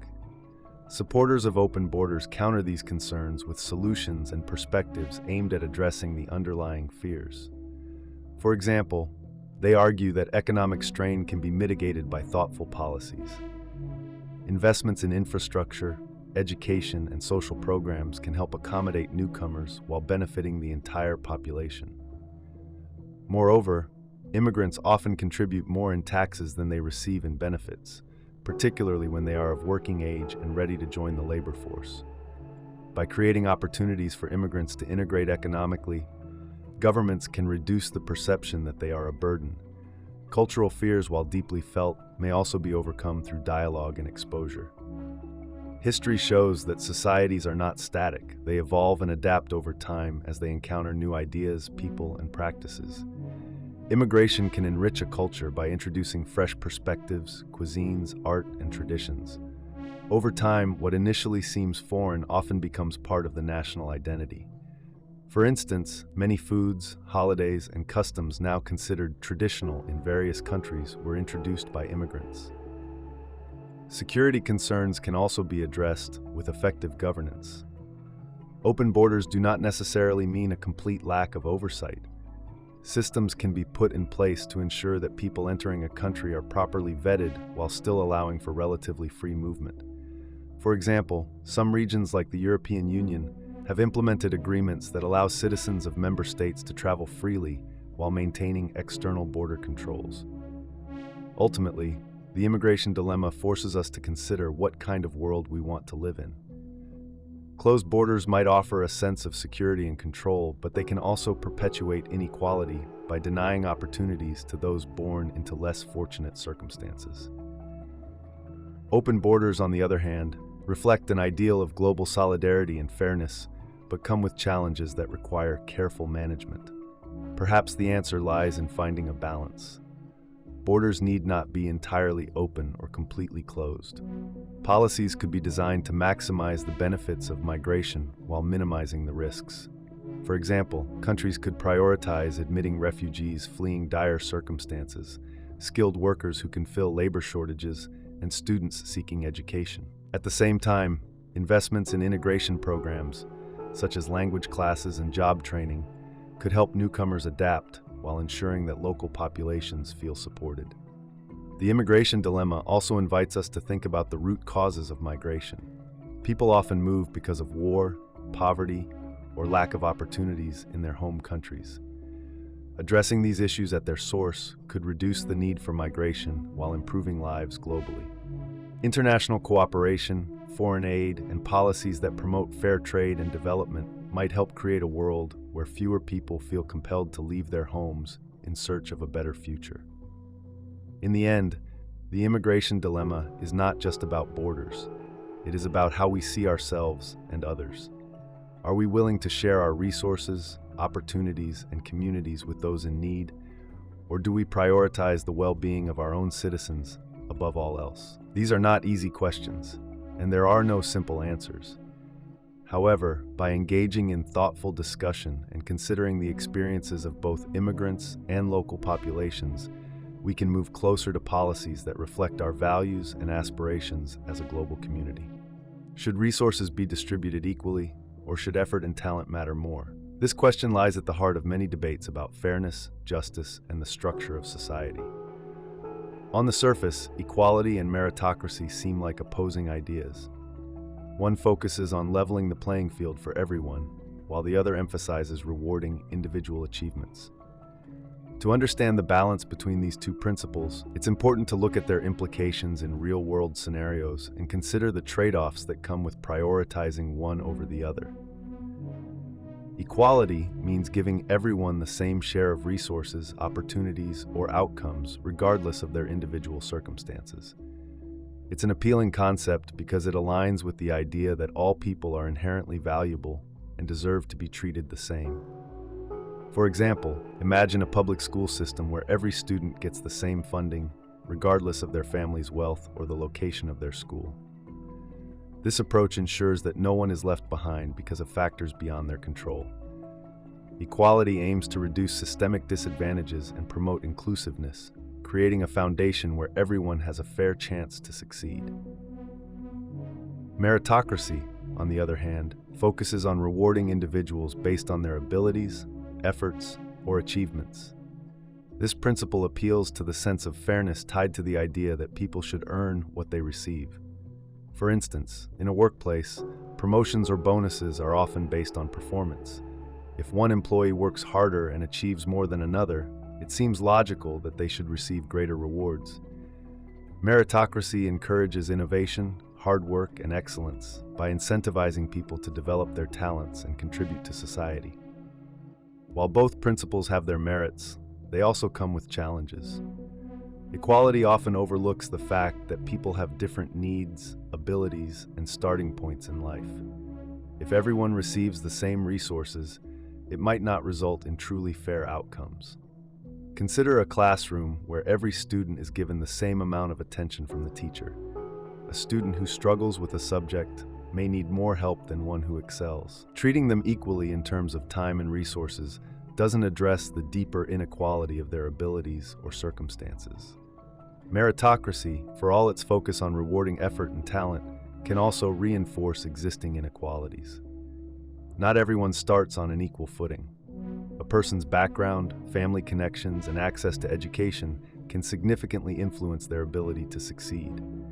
For example, a student from a wealthy family might have access to private tutors, advanced courses, and extracurricular opportunities, giving them an advantage over a student from a low-income household. Even if both work equally hard, the one with more resources is likely to achieve more. In this way, meritocracy risks creating a system where the best outcomes reflect privilege as much as personal effort. Imagine a society where absolute equality is prioritized. Everyone receives the same salary, regardless of their job or how hard they work. This approach might reduce economic inequality, but it could also lead to a lack of motivation. If people know they will receive the same reward no matter what, they might put in less effort or avoid developing their skills. Over time, this could hinder innovation and productivity, as there would be little incentive for individuals to go above and beyond. Now, consider a society that fully embraces meritocracy. People's outcomes depend entirely on their achievements, with no consideration of their starting circumstances. In this system, those born into disadvantaged backgrounds might struggle to compete, even if they work just as hard as their more privileged peers. Over time, this could create a widening gap between the haves and the have-nots, with wealth and opportunities concentrated in the hands of a few. The question then becomes, how can we balance these principles to create a fairer society? One approach is to recognize that equality and meritocracy are not mutually exclusive. Instead of choosing one over the other, we can design systems that incorporate elements of both. For example, we can strive for equal access to opportunities while still rewarding individual effort and talent. Education provides a useful example of how this balance can work. A meritocratic approach to education rewards students who excel, often through scholarships, awards, or advanced opportunities. But to ensure fairness, it's essential to address the unequal starting points that students face. Providing extra resources to schools in low-income areas or offering tutoring programs for struggling students helps level the playing field. In this way, all students have the chance to succeed based on their merits, but those who need additional support receive it. Another example is the workplace. Merit-based systems often reward employees who deliver the best results. However, organizations can take steps to ensure that everyone has an equal chance to compete. This might involve addressing biases in hiring or promotion processes, providing mentorship programs, or offering professional development opportunities to employees from underrepresented groups. By doing so, companies can combine the principles of equality and meritocracy, fostering both fairness and excellence. Public policy also plays a crucial role in balancing these principles. Social safety nets, such as universal health care, unemployment benefits, or free education, aim to provide a baseline of equality for all citizens. These policies ensure that everyone has access to essential resources, regardless of their circumstances. At the same time, meritocratic elements can be built into these systems. For instance, scholarships can reward high-achieving students, or tax incentives can encourage businesses to innovate and grow. It's also important to recognize that the balance between equality and meritocracy may vary depending on the context. In some areas, such as healthcare, equality might take precedence. Access to medical treatment should not depend on how much a person has achieved or earned. In other areas, like sports or competitive industries, meritocracy might be more appropriate. Athletes, for example, are rewarded based on their performance, which motivates them to push their limits and achieve greatness. Ultimately, the key is to focus on fairness rather than rigidly adhering to one principle or the other. Fairness acknowledges that people have different needs, abilities, and circumstances. It's about creating systems that give everyone a genuine opportunity to succeed, while also recognizing and rewarding individual contributions. Achieving this balance is not easy, but it's a goal worth striving for. Take a moment to imagine a community that successfully balances equality and meritocracy. In this community, every child has access to quality education, nutritious meals, and safe housing. These basic needs are met to ensure a fair starting point for all. At the same time, students who work hard and excel in their studies are celebrated and given opportunities to further their education or careers. In the workplace, employees are judged based on their performance, but there are also programs in place to support those who face barriers, such as single parents or individuals with disabilities. This balance fosters both individual success and collective well-being. The tension between equality and meritocracy reflects a deeper question about what we value as a society. Do we prioritize leveling the playing field for everyone, or do we celebrate individual achievement? The answer doesn't have to be one or the other. By combining these principles, we can create systems that are not only fair, but also promote excellence and innovation.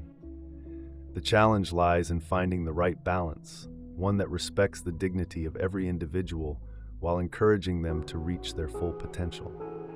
By doing so, we can move closer to a society that truly works for everyone.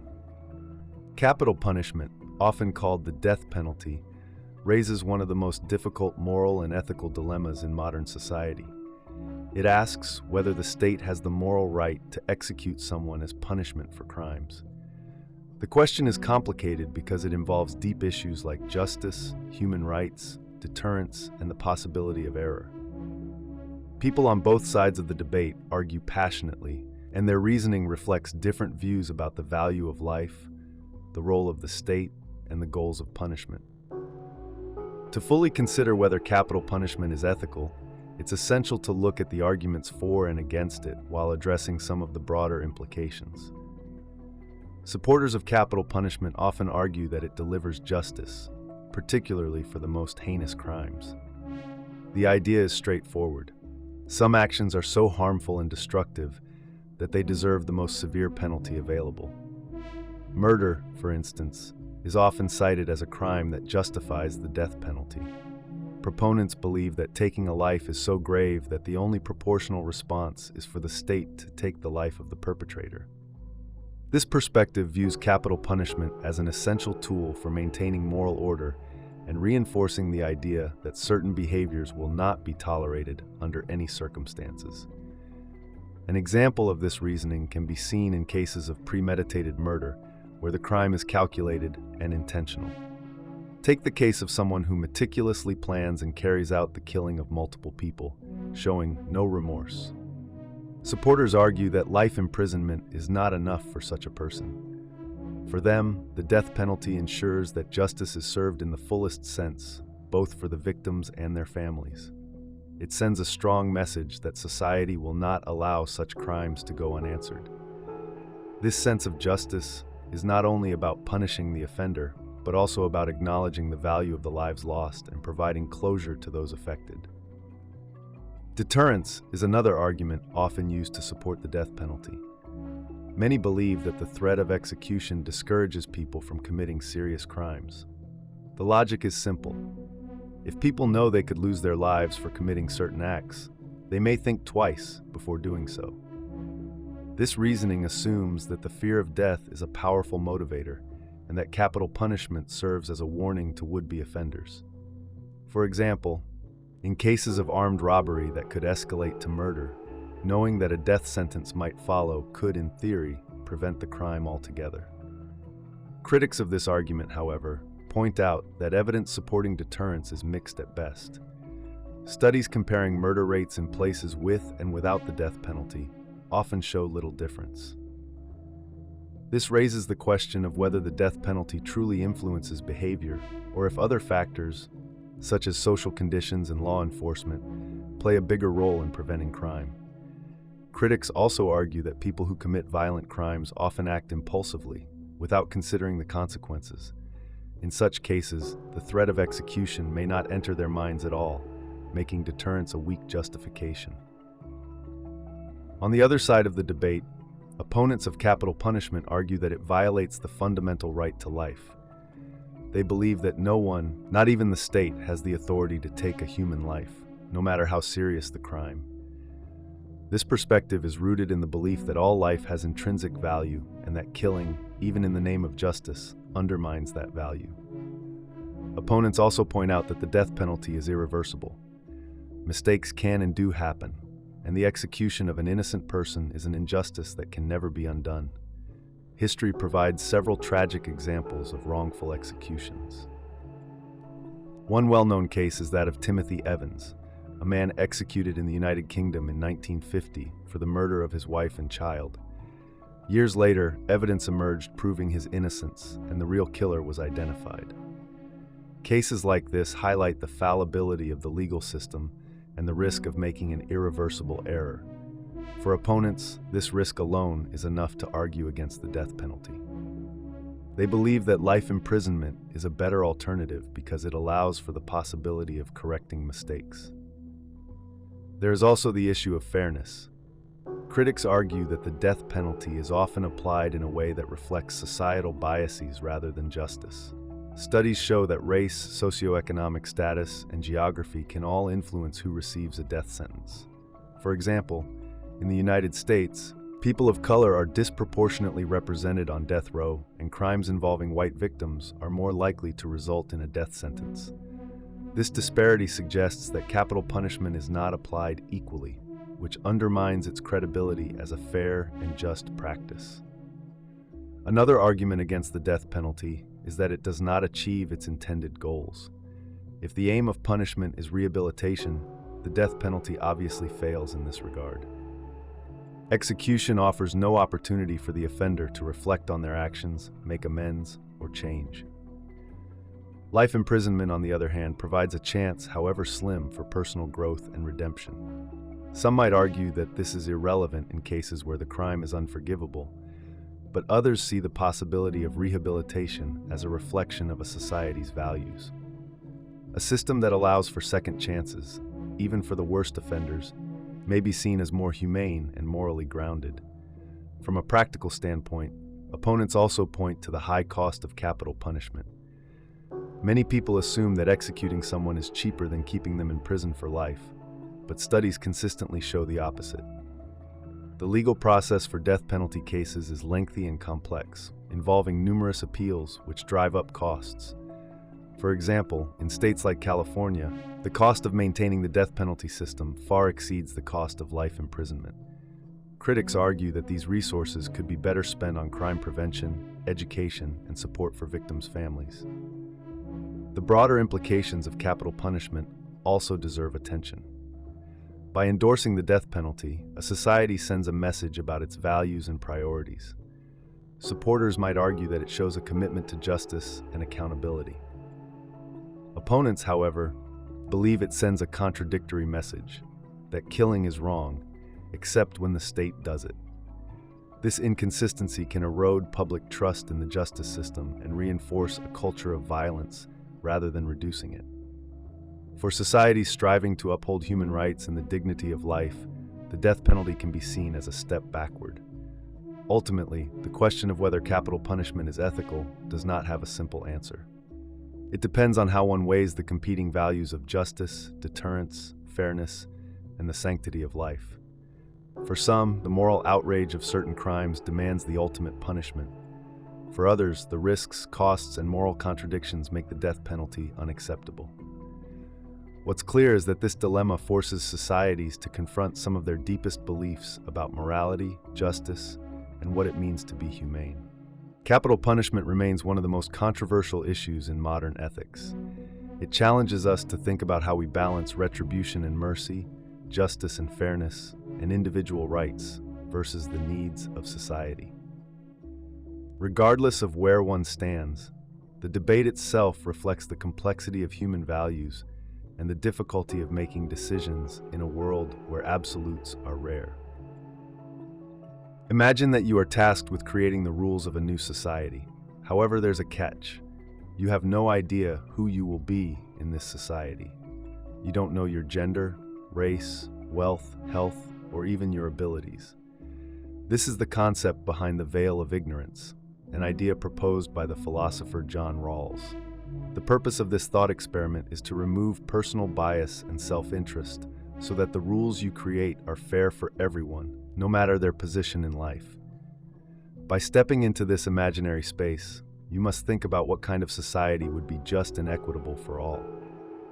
To start, you might consider the most basic needs that any person would have, regardless of their circumstances. These include access to food, water, shelter, healthcare, and education. If you didn't know whether you would be born into a wealthy family or a poor one, you would likely prioritize a system that ensures these essentials are available to everyone. For example, you might design a healthcare system that provides free or affordable care to all citizens. This way, if you were born into poverty or with a chronic illness, you wouldn't be left to suffer due to a lack of resources. Similarly, education would be universally accessible, giving everyone the opportunity to develop their potential, regardless of their family's financial situation. Now think about the distribution of wealth. If you didn't know whether you would be rich or poor, you might design a society where wealth is more evenly distributed. Extreme inequality could leave you at the bottom, struggling to meet your needs. To avoid this, you might create progressive tax systems, where the wealthy contribute more to public resources. These taxes could fund social programs such as housing assistance, public transportation, and childcare that benefit everyone.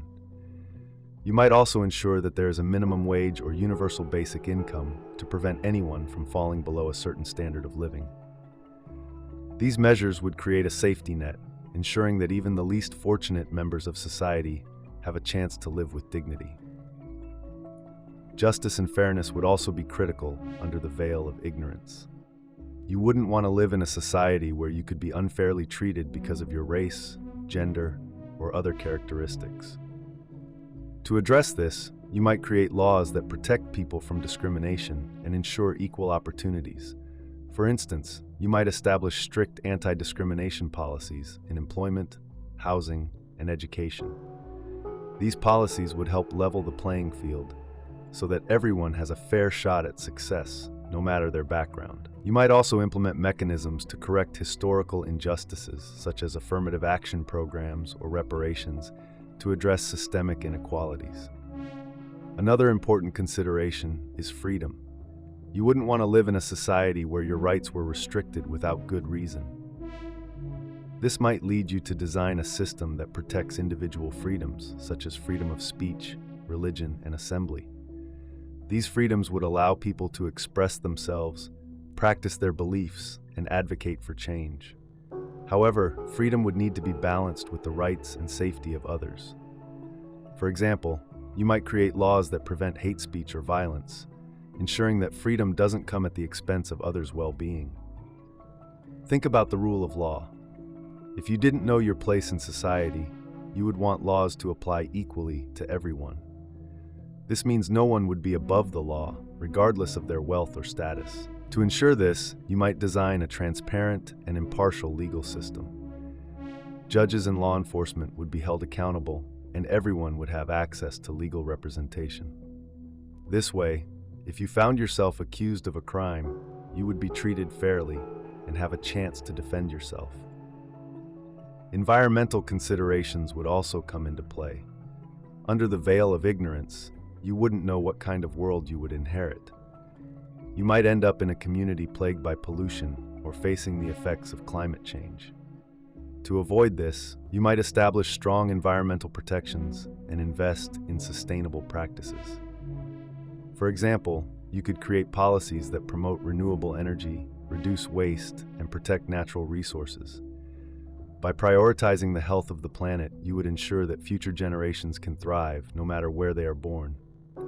Education would play a crucial role in this society. If you didn't know whether you would be born into a wealthy family with access to private schools or a poor family in an underfunded district, you would likely advocate for equal access to high-quality education. This might include free public schools, well-trained teachers, and resources for students with disabilities or special needs. Education would be a tool for social mobility, allowing everyone to reach their potential and contribute to society. The economy would need careful consideration as well. If you didn't know whether you would be born into a privileged position or face barriers to success, you might design an economy that balances competition with support. For instance, you could create regulations to prevent monopolies and ensure fair labor practices. You might also invest in programs that help people start businesses or gain new skills, fostering innovation and opportunity for all. You would also need to think about the role of government. Under the veil of ignorance, you might design a government that is both effective and accountable. This could include systems to prevent corruption, such as transparency measures and independent oversight. You might also ensure that everyone has a voice in decision-making through fair elections and opportunities for public participation. By creating a government that represents and serves all citizens, you would build trust and cooperation within society.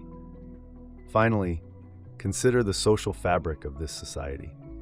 If you didn't know your place, you would want to live in a community that values compassion and solidarity.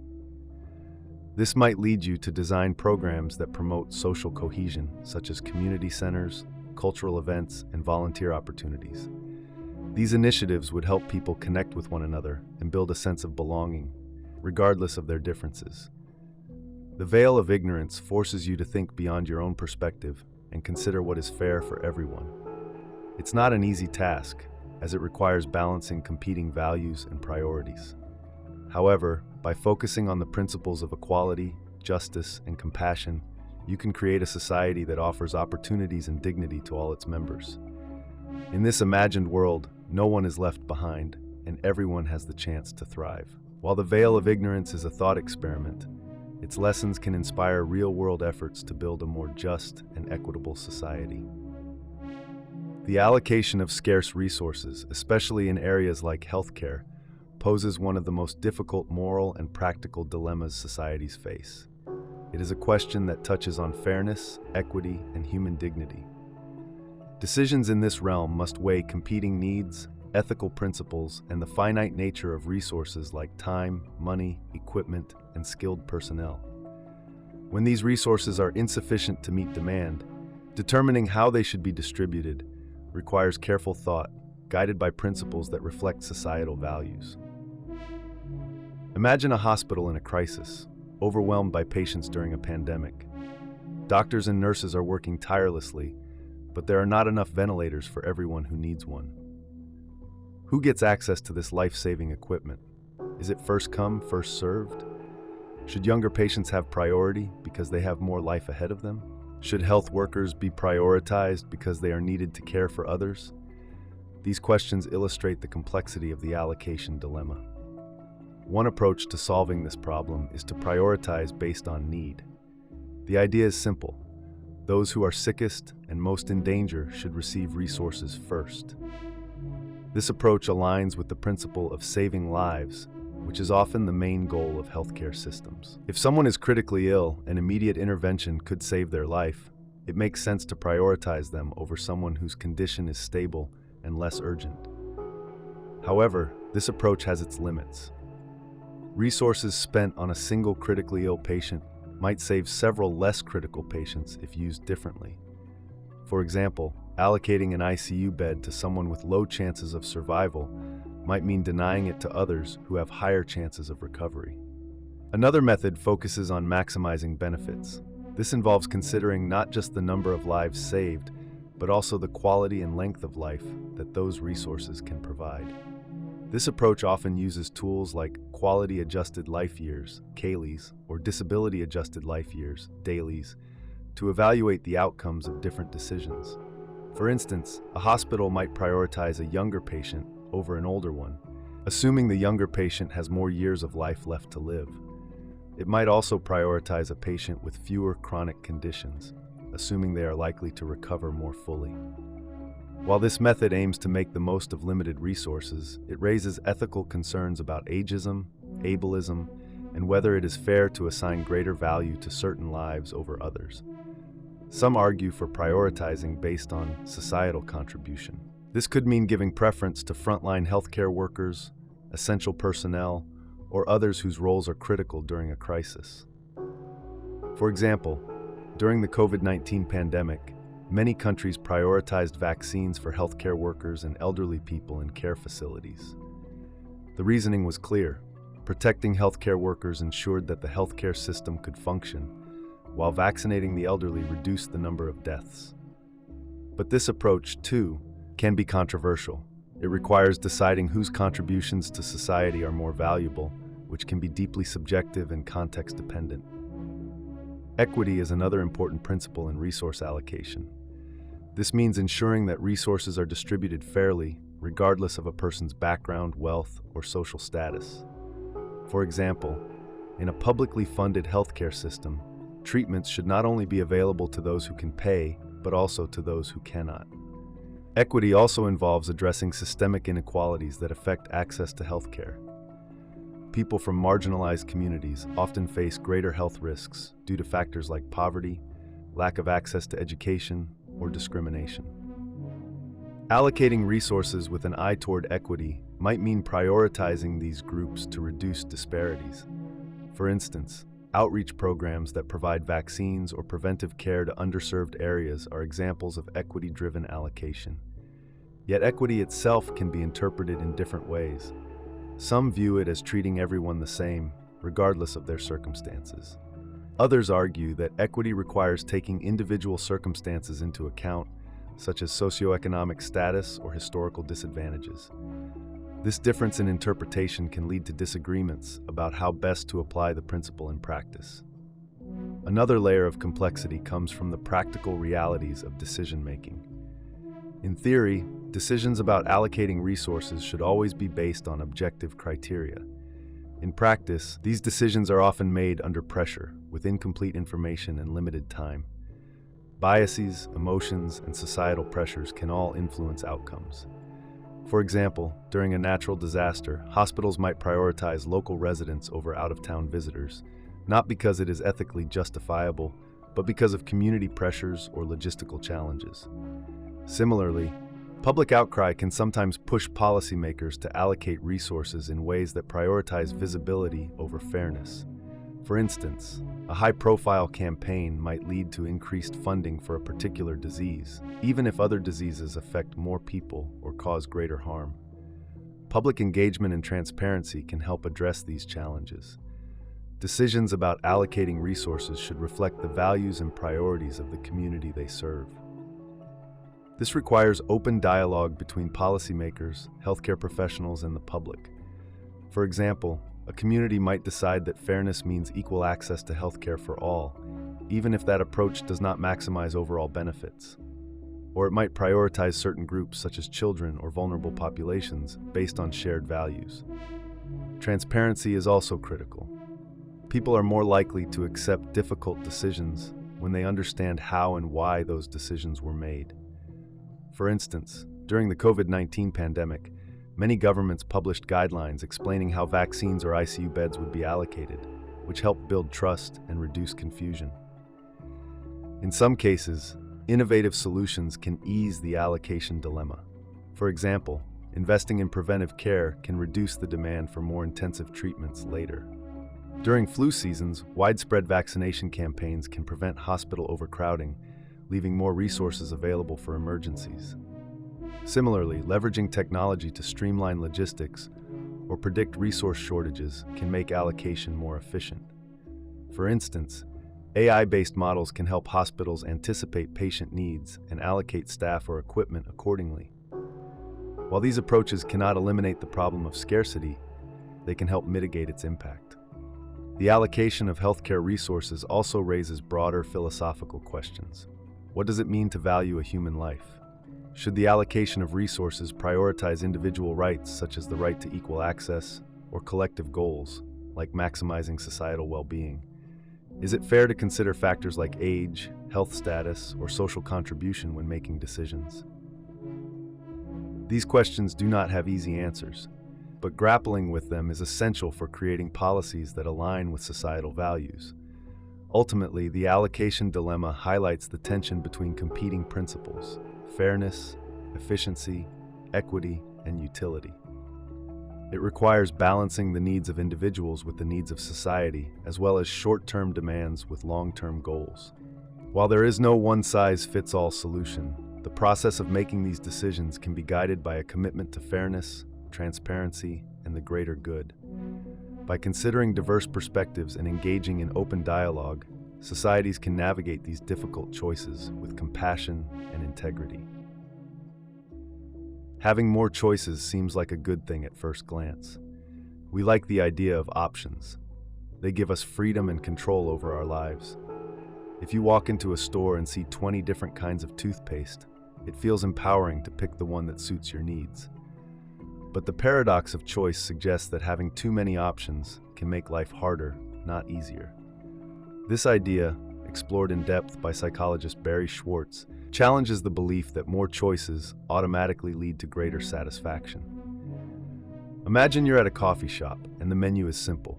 You have 3 choices: black coffee, latte, or cappuccino. You quickly decide based on your preference. You don't spend much time worrying about whether you made the best choice because the options are limited. Now imagine the same scenario, but the menu offers 30 different drinks.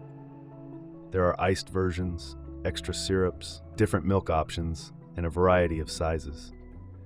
Suddenly, what should be a quick decision becomes a time-consuming process.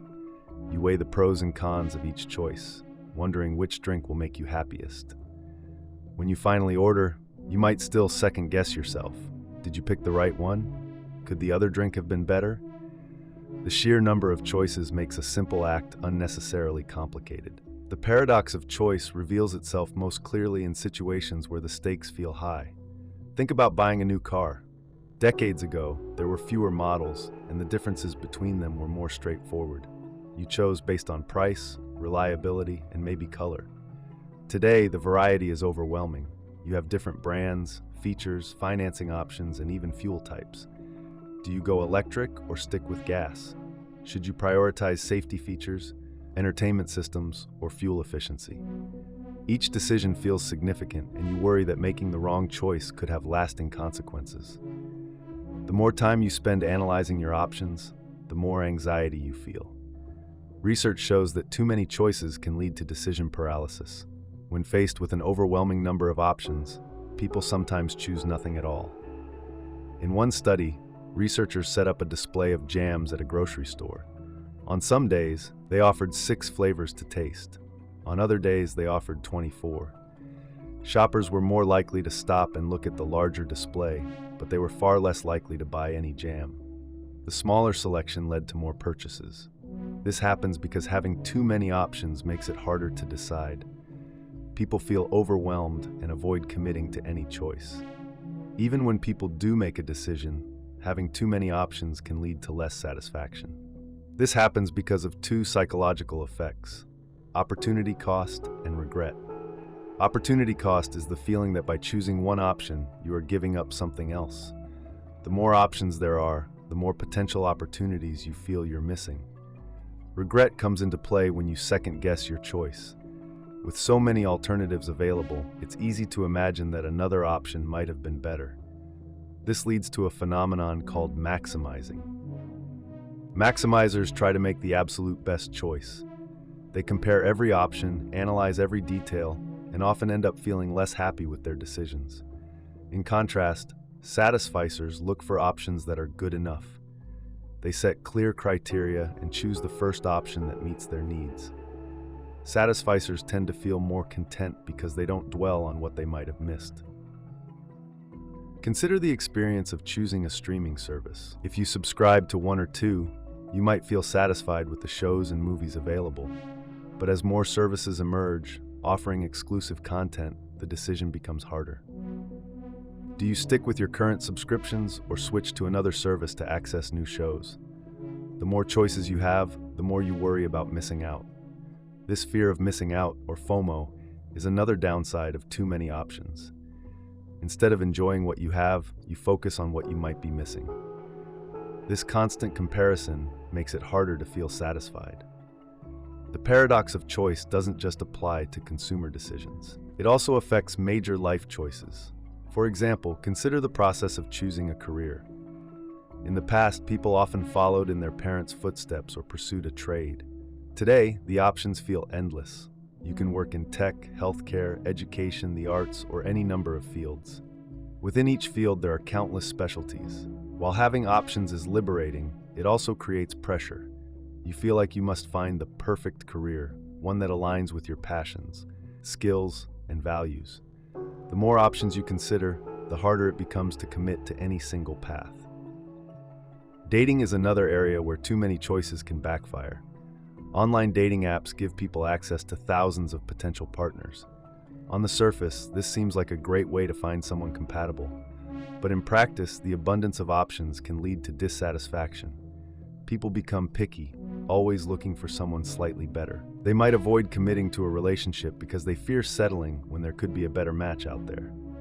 This mentality creates a cycle of endless searching and less fulfillment. The paradox of choice also impacts how we perceive our own lives. Social media amplifies this effect. When you see others' carefully curated posts, it's easy to compare your choices to theirs. Someone else's vacation, job, or lifestyle might make you question your decisions. You start to wonder if you should have chosen differently. This constant comparison fuels dissatisfaction, even if your choices were perfectly good. So, what can be done about the paradox of choice? One strategy is to embrace satisficing. Set clear criteria for what you need or want, and once you find an option that meets those criteria, stop looking. This approach reduces decision fatigue and helps you feel more confident in your choices. Another strategy is to limit your options.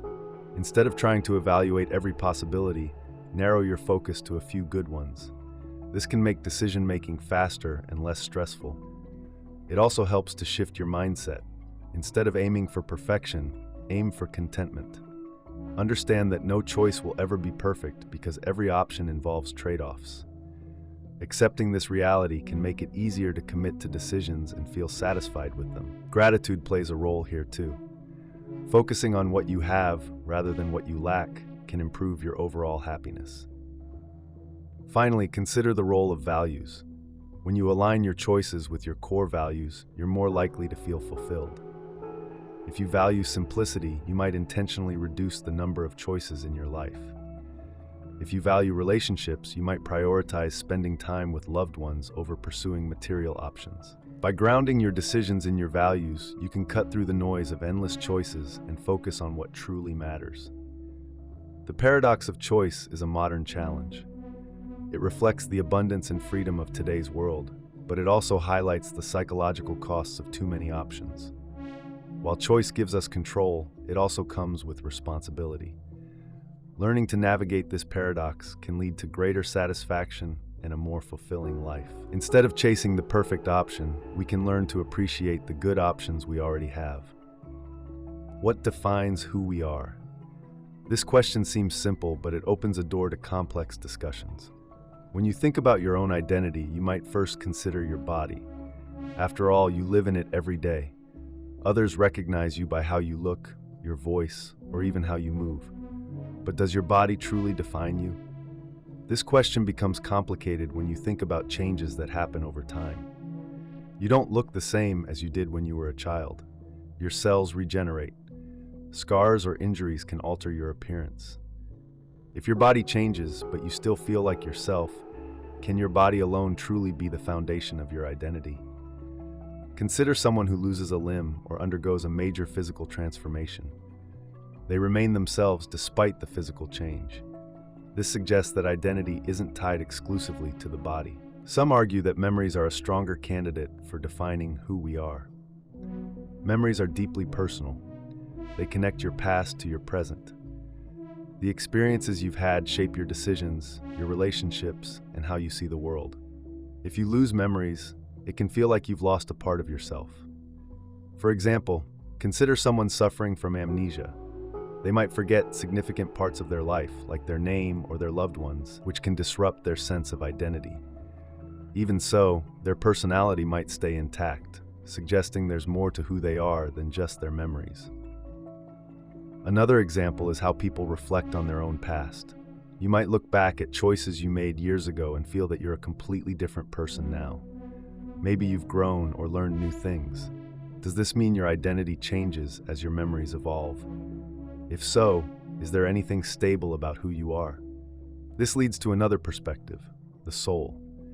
Many people believe the soul is the essence of a person, something deeper than physical form or mental processes.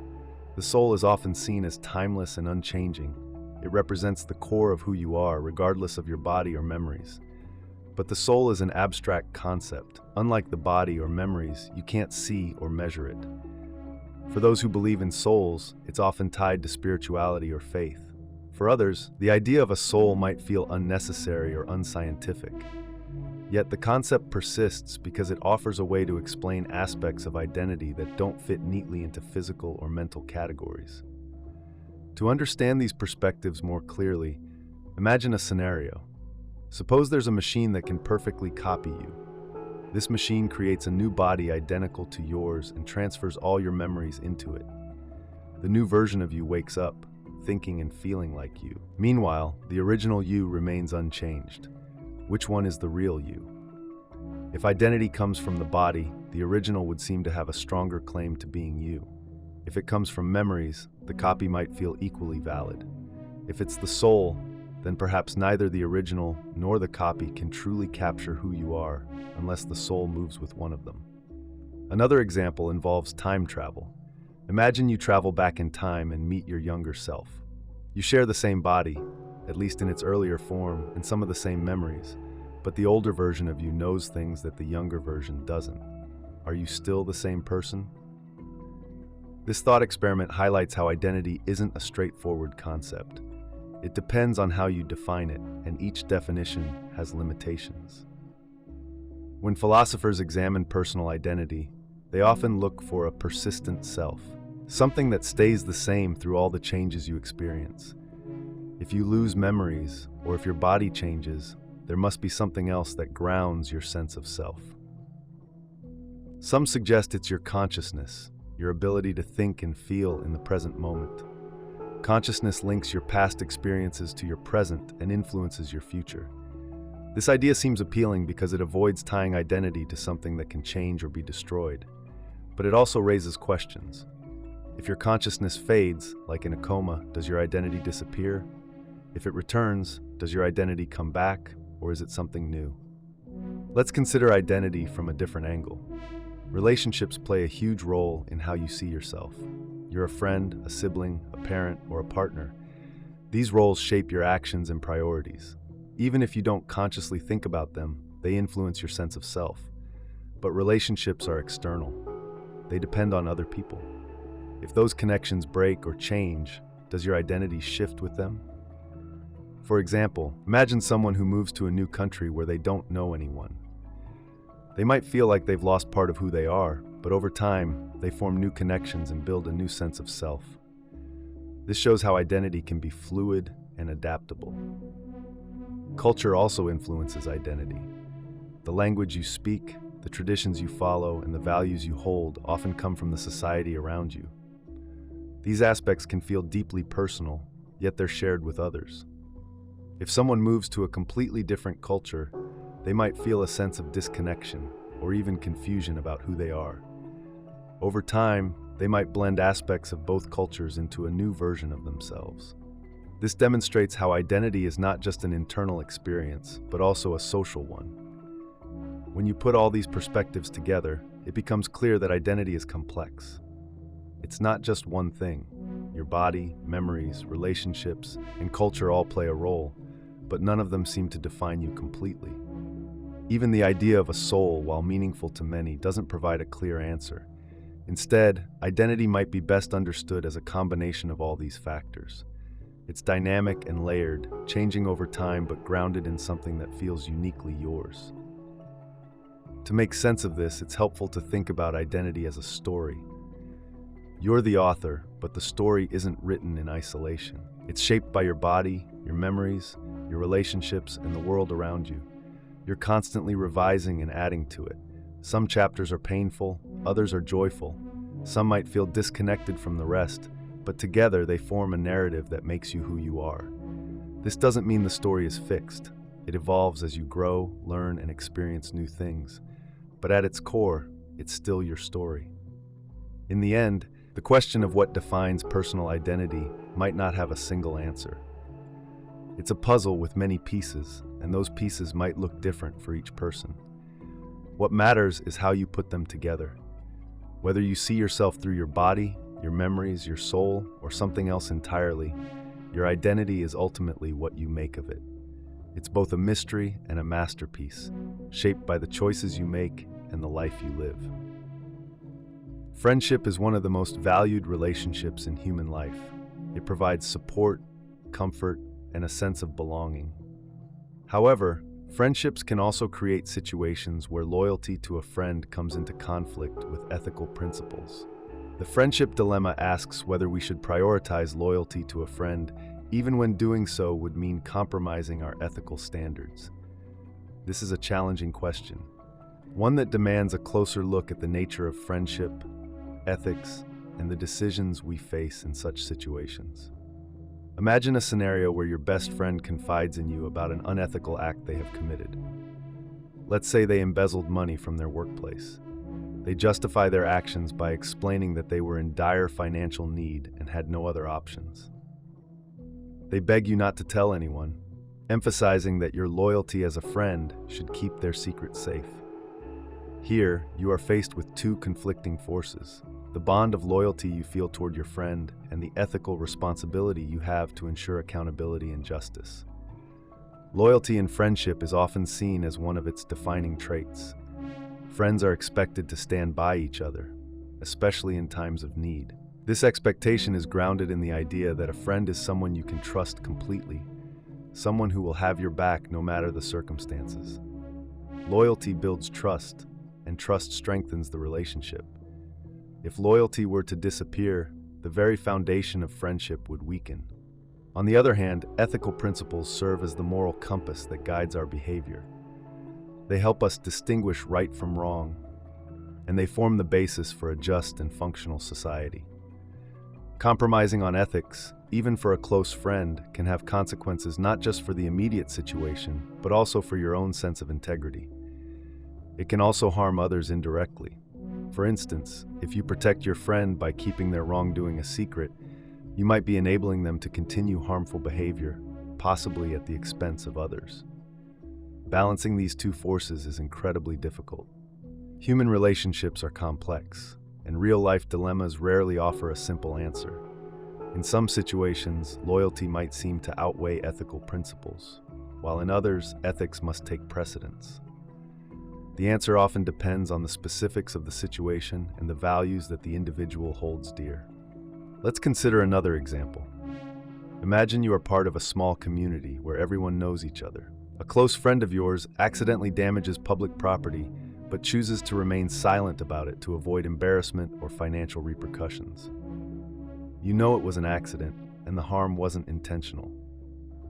Your friend asks you to keep it between the two of you, but the community is now planning to use shared resources to repair the damage.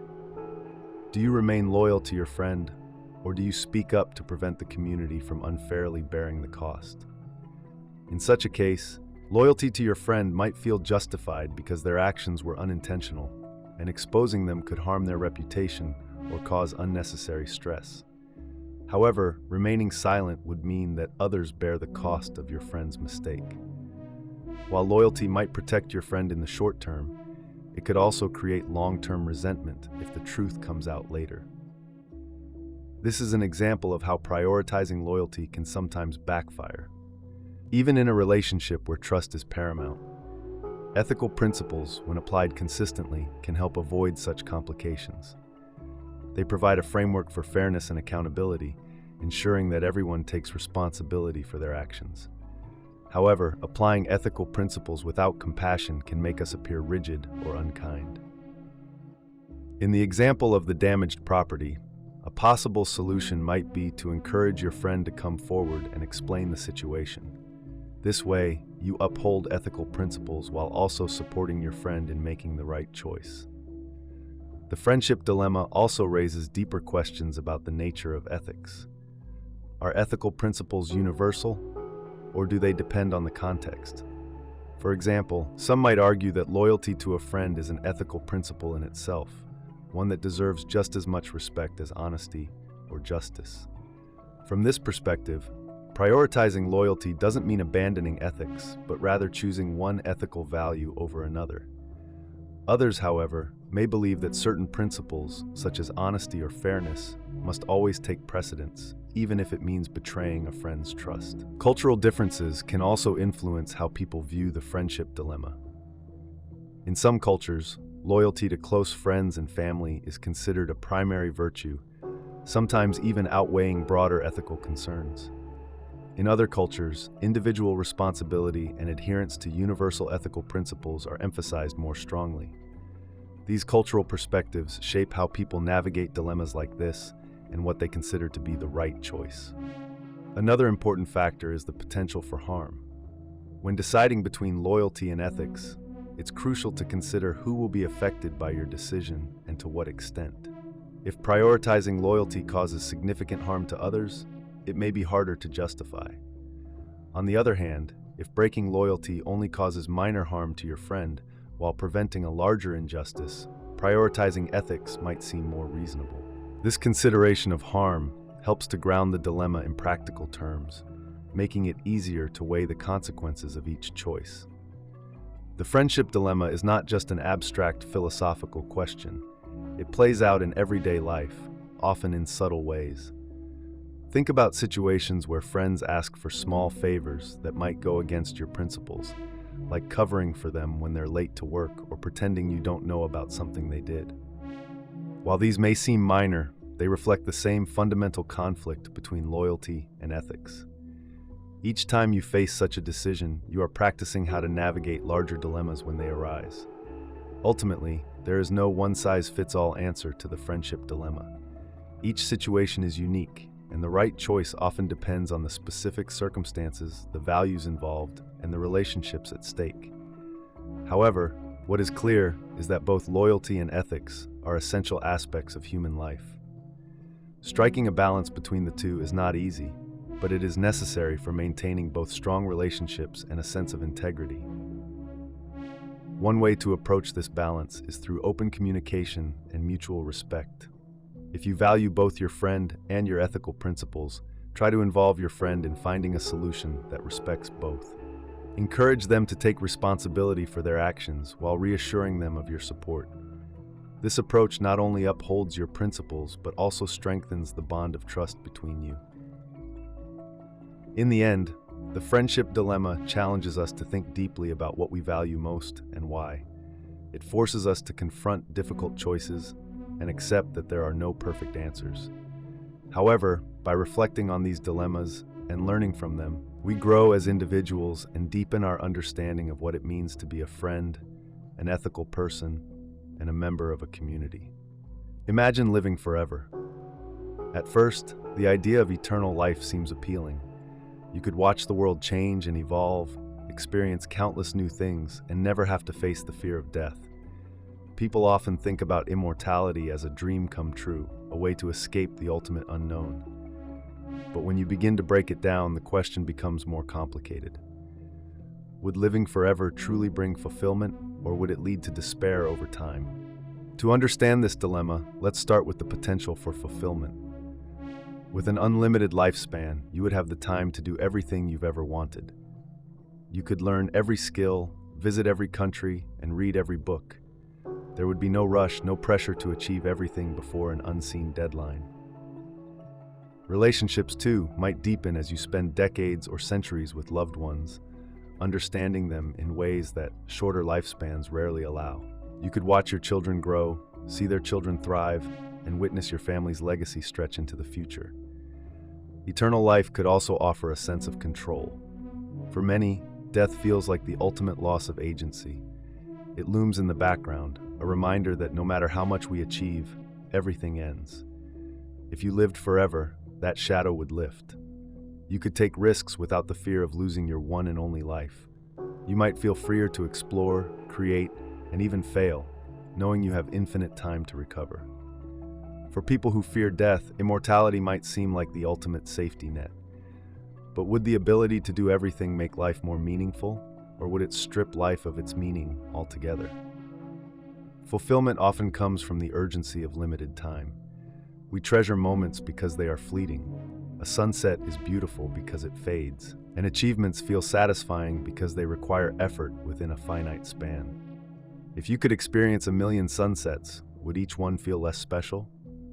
If you had forever to achieve your goals, would you feel motivated to start at all? Despair could creep in over time.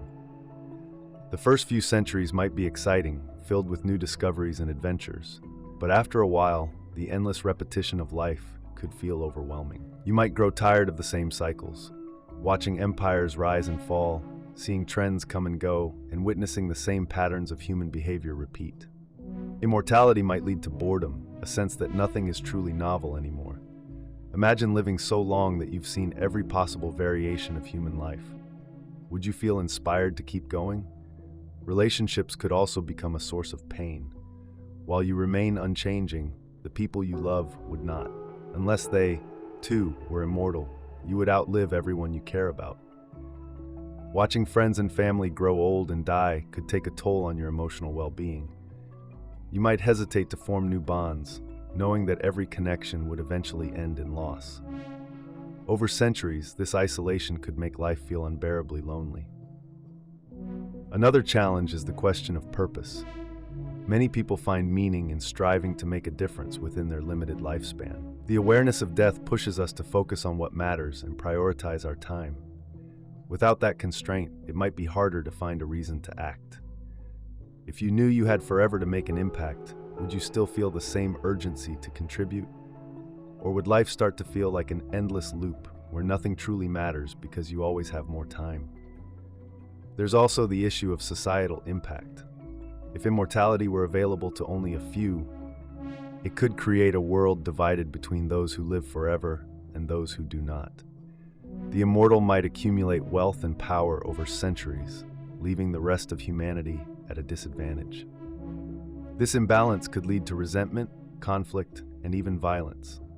On the other hand, if everyone were immortal, the world might face new challenges. Overpopulation could strain resources, and with no one dying, society might struggle to find space and opportunities for younger generations. Progress might stagnate as older, immortal individuals hold on to power and resist change. Another practical concern is whether immortality would protect you from all forms of harm. Would you be invincible, immune to disease, accidents, or violence? Or would you simply stop aging but remain vulnerable to injury and suffering? Living forever might not mean living well. If you were immortal but trapped in a painful or limited state, your existence could become a form of torment. Imagine living for centuries with chronic pain or being trapped in a world where environmental conditions deteriorate beyond repair. Immortality in such scenarios might feel like a curse rather than a blessing. Philosophically, the concept of eternal life raises questions about identity. Over an infinite span, how much of yourself would remain the same? People change over time, shaped by their experiences.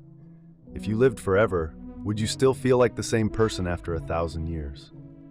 Or would the weight of endless memories and experiences blur your sense of self?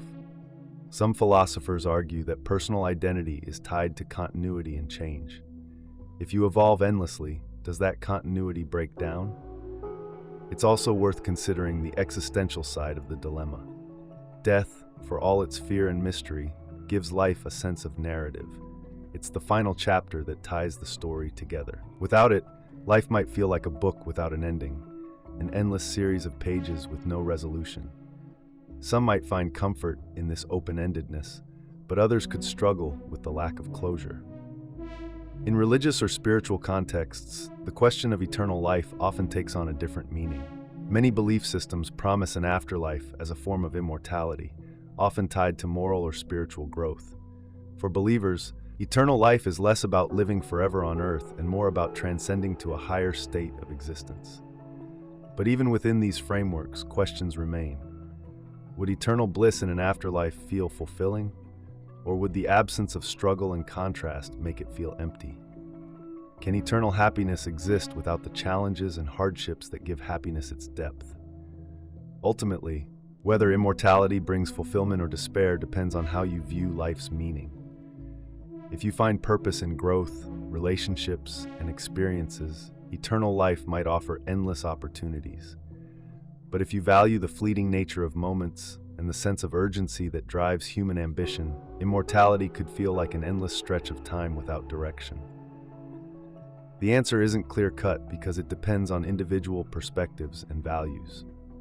Perhaps the most important question isn't whether immortality would bring fulfillment or despair, but what it reveals about how we value life now. The thought of living forever forces us to confront what makes life meaningful in the first place. Is it the experiences we accumulate, the connections we form, or the knowledge that our time is limited? The eternal life dilemma reminds us that life's beauty often lies in its impermanence, and the choices we make today are what shape its meaning. Time travel is a fascinating concept that captures the imagination. The idea of changing the past to create a better future feels empowering, but it raises profound questions about morality, causality, and unintended consequences. Suppose you had the ability to travel back in time and alter an event that has already occurred. Should you take that opportunity? This dilemma forces us to weigh the potential benefits against the risks of unintended harm, while also examining the ethical dimensions of interfering with time itself. Imagine you discover that a historical event caused immense suffering, like a devastating war or a tragic accident. If you could go back in time and stop it, millions of lives might be saved. This seems like a noble cause. For example, preventing the assassination of a world leader who advocated peace could, in theory, change the course of history for the better. The prospect of avoiding loss and creating a more harmonious world is hard to resist. Yet, as appealing as this sounds, such interference is riddled with complications. One major issue with changing the past is the unpredictability of the consequences. Even a minor alteration could have a ripple effect, leading to outcomes far different from what you intended. This is often called the butterfly effect. Imagine you travel back in time and prevent a car accident involving a prominent scientist. That scientist goes on to invent groundbreaking technology, but this technology is later used in ways that harm humanity. Your good intentions might inadvertently result in a worse future. The complexity of interconnected events makes it nearly impossible to predict how a change will play out in the long run. Another concern is the ethical question of whether you have the right to alter history. The past, as it exists, is the foundation of the present. Every triumph, mistake, and tragedy has shaped the world we live in. By changing the past, you are not only affecting the individuals directly involved, but also everyone who came after them. For instance, if you prevent a war, entire generations might never exist because their ancestors never met under the altered circumstances. Is it ethical to erase potential lives for the sake of an ideal future that you cannot fully foresee? This dilemma becomes even more personal when you consider changes that might affect your own life. Imagine you could go back in time to fix a mistake you made or undo a regret. On the surface, this seems like an easy decision. You could mend relationships, take advantage of missed opportunities, or avoid hardships. But those mistakes and regrets often teach valuable lessons and shape who we become. If you erase them, you might lose the growth and wisdom they provided. Furthermore, altering your past could unintentionally disrupt the lives of others. If you never broke up with a partner, for instance, they might never meet someone else with whom they are now happy. The idea of improving the future through time travel also assumes that you can determine what better truly means. This is a subjective judgment. What you see as an improvement might not be seen the same way by others. For example, if you prevent a natural disaster, you might save lives, but the altered course of history could lead to overpopulation, resource shortages, or political instability. The concept of a better future is highly complex and often depends on personal values and perspectives. Time travel also introduces the paradox of causality. If you change the past, you risk creating a situation where your original reason for traveling back no longer exists. This is commonly referred to as the grandfather paradox.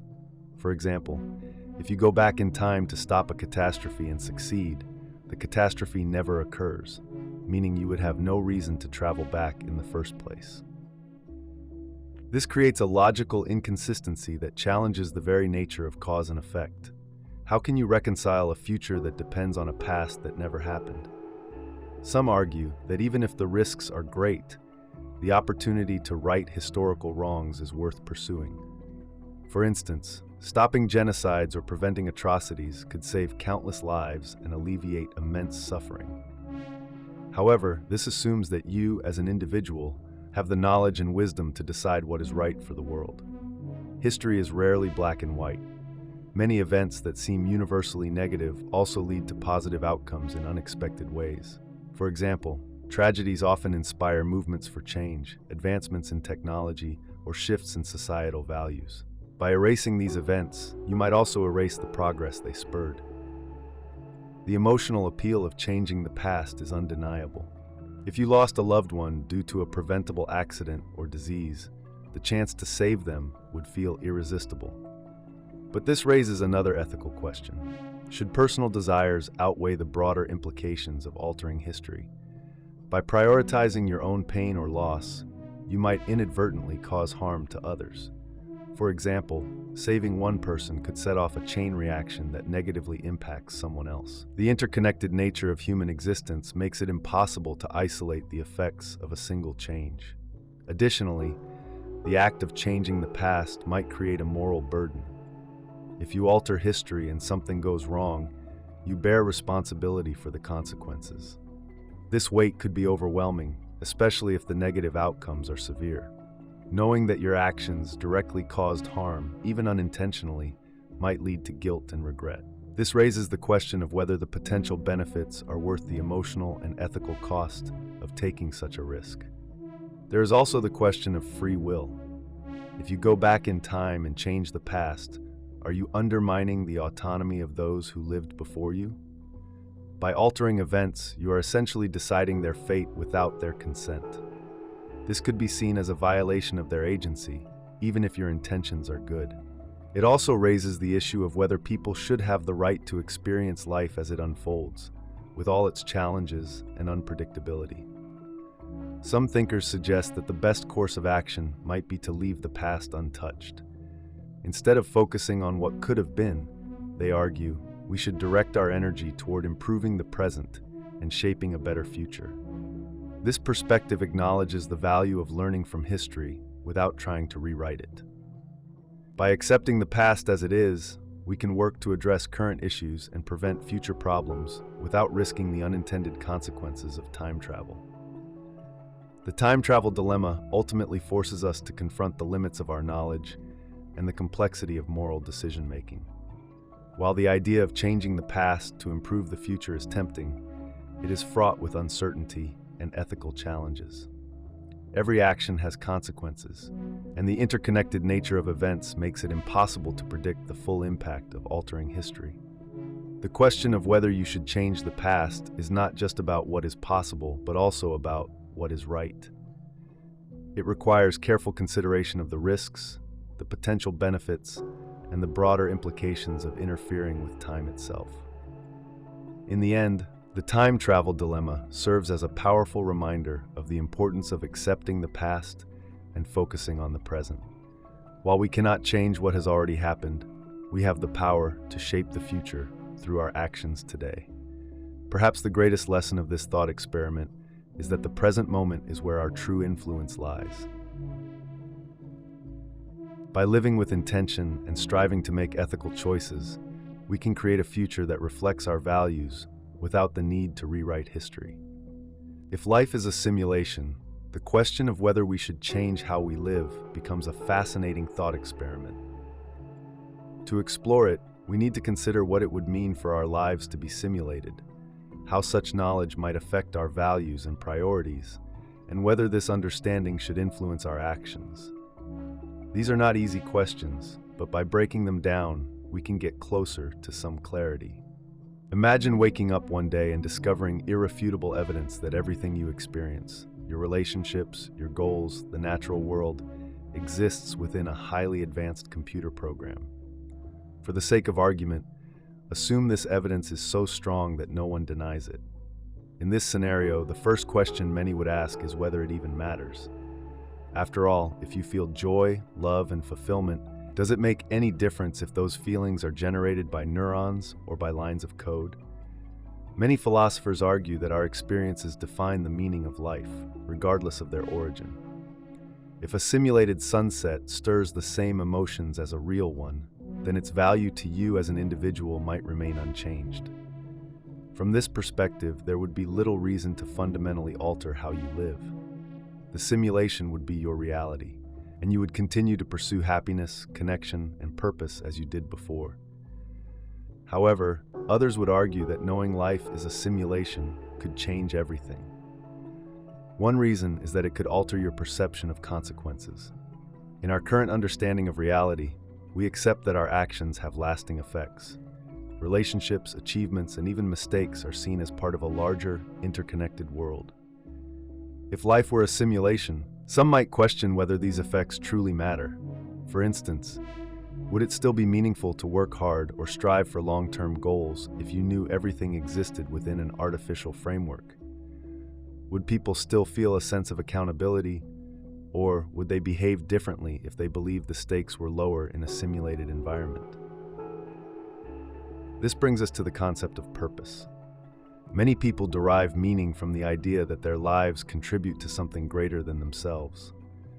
If life were a simulation, it might challenge traditional notions of purpose. For example, would it make sense to dedicate yourself to advancing science or art if the real world outside the simulation never experiences your contributions? On the other hand, some might argue that the purpose within a simulation could be self-contained. Even if your actions don't ripple into a larger reality, they could still have meaning for you and those around you. For instance, helping others within the simulation would still create tangible benefits for those experiencing it. It's also worth considering how this knowledge could influence ethics. If life is simulated, it raises questions about the beings running the simulation. Are they observing us for entertainment, education, or some unknown purpose? If so, do we have an obligation to behave in ways that align with their goals, assuming we can understand them? Alternatively, some might argue that our responsibility is only to each other. Even in a simulation, our shared experiences create a moral framework that should guide our actions.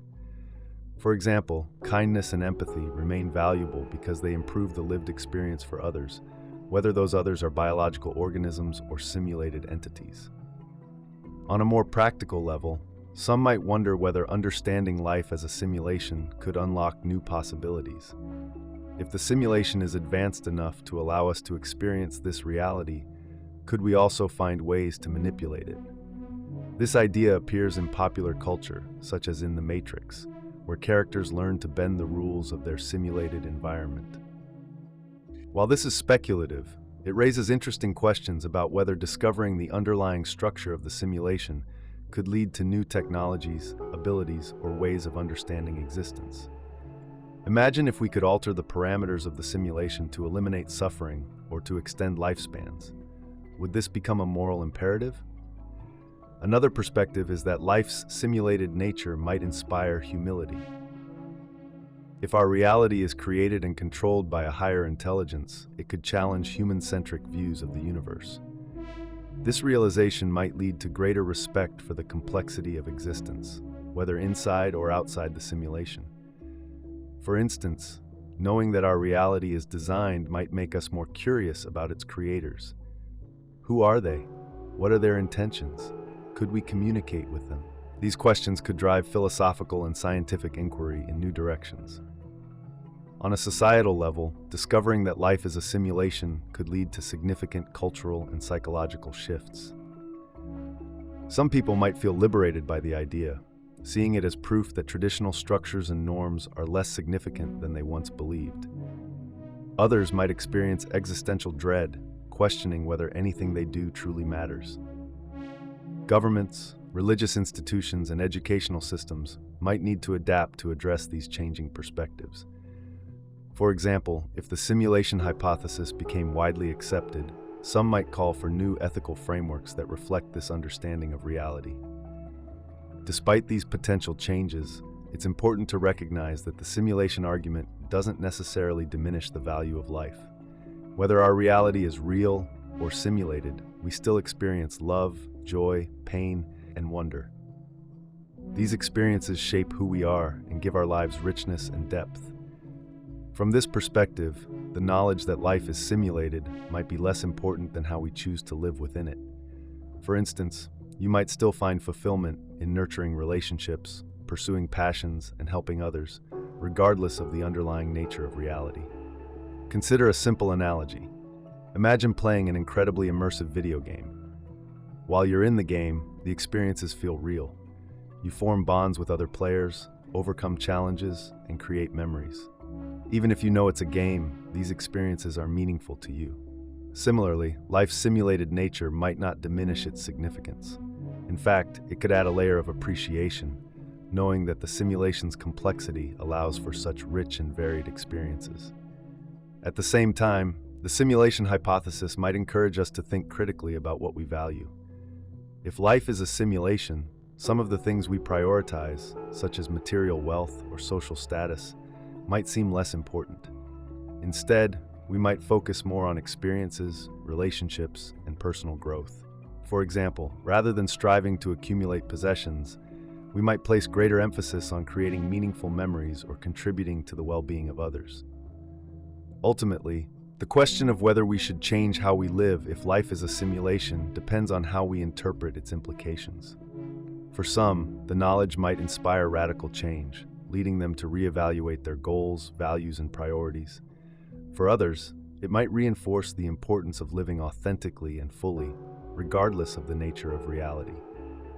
Either way, the simulation argument invites us to reflect deeply on what it means to live a meaningful life, encouraging us to consider how we can make the most of our experiences, whether they are simulated or not.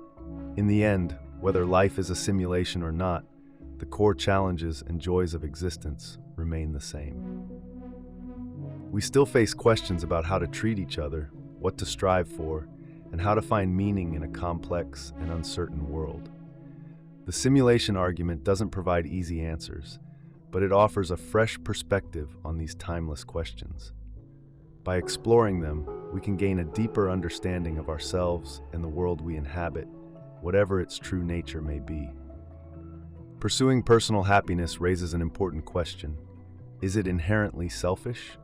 This question touches on human nature, ethics, and our relationships with others. To answer it, we must explore what it means to seek happiness, why people do it, and whether that pursuit automatically makes someone selfish. Happiness is a universal goal. People want to feel joy, fulfillment, and contentment. It is natural to want a good life, free from unnecessary pain. Yet, the way someone pursues happiness can look different from one person to another. Some might chase material wealth, believing it will bring satisfaction. Others might focus on relationships, personal growth, or helping others. What matters here is how this pursuit affects others and whether it prioritizes the self above all else. To understand if pursuing happiness is selfish, it helps to define selfishness. Being selfish means putting your needs or desires ahead of others without regard for how your actions impact them. It often implies a disregard for others' well-being. However, pursuing happiness does not always fit this definition. For instance, if someone prioritizes self-care to improve their mental health, they are working toward their own happiness, but they may also become a better partner, parent, or friend. In this case, the pursuit benefits both the individual and those around them. Consider a scenario. Imagine a single parent who chooses to spend a portion of their free time on a hobby they love. To some, this might seem selfish because the parent is not dedicating every spare moment to their children. However, if that hobby brings them joy and relieves stress, it could make them a more patient and loving parent. This pursuit of happiness, though focused on the self, creates a positive ripple effect. Another example is a person who quits a high-paying job they hate to pursue a career they are passionate about. Some might argue this is selfish if it impacts their family's financial stability. But if the new career makes them happier and more fulfilled, they might become a more present and engaged family member. Here, the pursuit of happiness aligns with improving overall relationships. On the other hand, some pursuits of happiness can be selfish. Imagine someone who prioritizes their happiness at the expense of others. Suppose a person constantly cancels plans with friends to focus on their hobbies, leaving their friends feeling unimportant. In this case, their pursuit of happiness disregards the needs of others and strains relationships. This is where the distinction lies.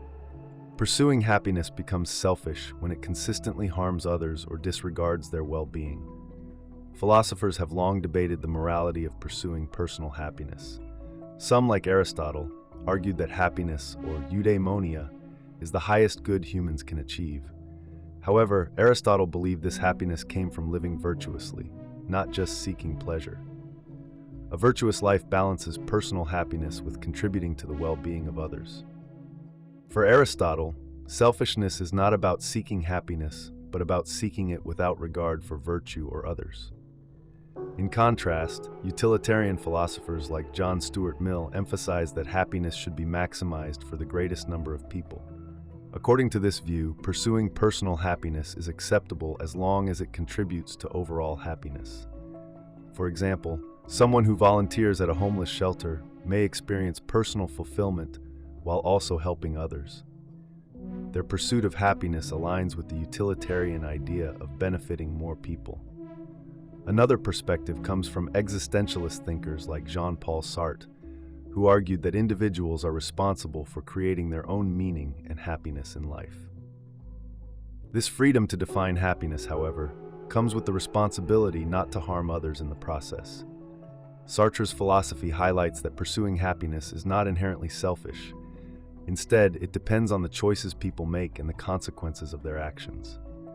Cultural values also shape how people view the pursuit of happiness. In individualistic societies, personal happiness is often seen as a priority. People are encouraged to follow their dreams, prioritize self-care, and focus on personal growth. In collectivist cultures, the happiness of the group, whether family, community, or society, is often emphasized over individual happiness. In these cultures, pursuing personal happiness might be seen as selfish if it disrupts group harmony. The cultural context matters when assessing whether the pursuit of happiness is selfish. It is also worth noting that happiness is not a zero-sum game. One person's happiness does not necessarily take away from another's. For example, a person who finds joy in creating art might inspire others to do the same. Their pursuit of happiness contributes to the well-being of others. Similarly, someone who invests in their education to achieve personal success might use their skills to help their community. These examples show that pursuing happiness can be both personal and altruistic. At the same time, people must be mindful of their actions' impact on others. Pursuing happiness in a way that disregards others' needs can lead to broken relationships, resentment, or harm. For instance, a person who focuses solely on career success at the expense of family time may later regret the strain it places on their relationships. Balancing personal happiness with consideration for others is key. There is also an important difference between short-term pleasure and long-term happiness. People who chase short-term pleasure, like indulging in unhealthy habits or avoiding responsibilities, may seem selfish. However, these behaviors often come from a lack of understanding of what brings true, lasting happiness. Pursuing long-term happiness often involves making choices that benefit both the self and others. For example, someone who prioritizes their health might inspire others around them to do the same. Ultimately, whether pursuing happiness is selfish depends on intent and impact. If the pursuit is driven by a desire to enhance one's life without disregarding others, it is not inherently selfish. If it involves harming or neglecting others for personal gain, it crosses into selfishness. The challenge lies in finding a balance between taking care of oneself and maintaining healthy, supportive relationships. To navigate this balance, self-awareness is essential. People must reflect on their motivations and consider how their actions affect others. For example, before making a major life decision, one might ask, will this choice improve my life without causing unnecessary harm to others? Will it strengthen or weaken my relationships? Asking these questions helps ensure that the pursuit of happiness aligns with ethical behavior. In summary, pursuing personal happiness is not inherently selfish. Happiness is a natural and universal goal, and striving for it can benefit both the individual and those around them. The key is how the pursuit is carried out. When balanced with consideration for others, pursuing happiness can create positive outcomes for everyone involved. However, when pursued without regard for others, it risks becoming selfish. By reflecting on intent and impact, individuals can seek happiness in a way that enhances their lives and supports those they care about. The Gettier Problem asks us to consider whether having a justified true belief is always enough to count as knowledge. For a long time, philosophers thought the answer was yes.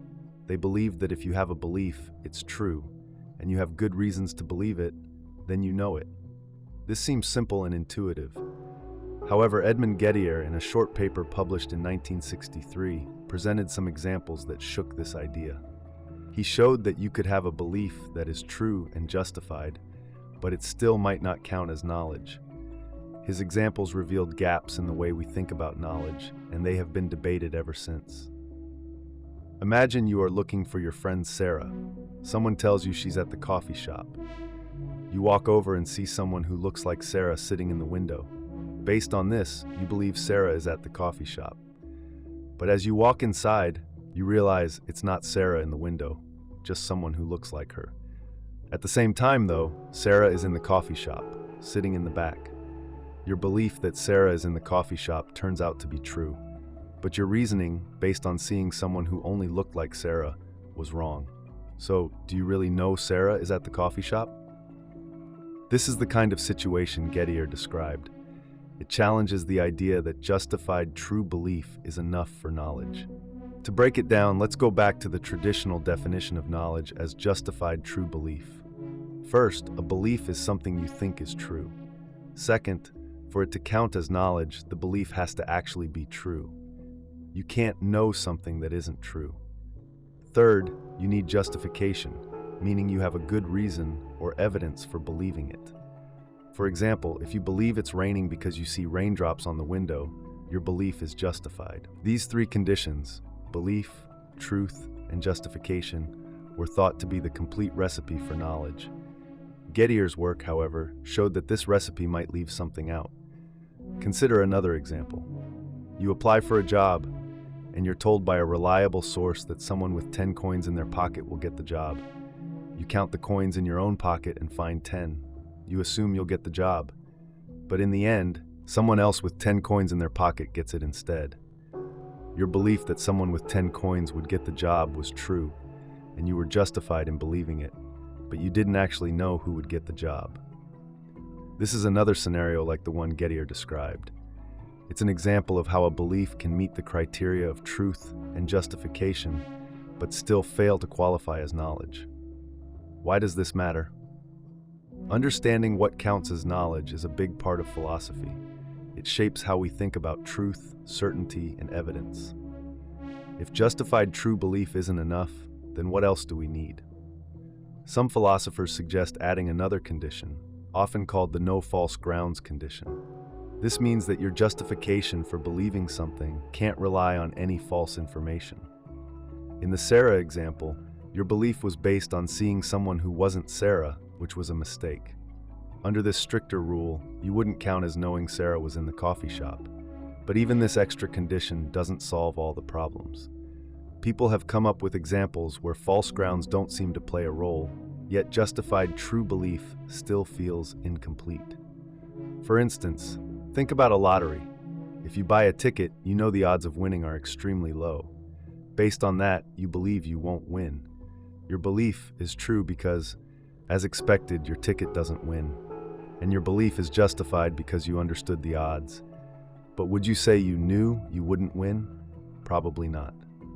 This shows that even without relying on false grounds, something still seems to be missing. Some philosophers have explored ideas like reliability to solve the Gettier problem. They argue that knowledge comes from beliefs formed in a reliable way.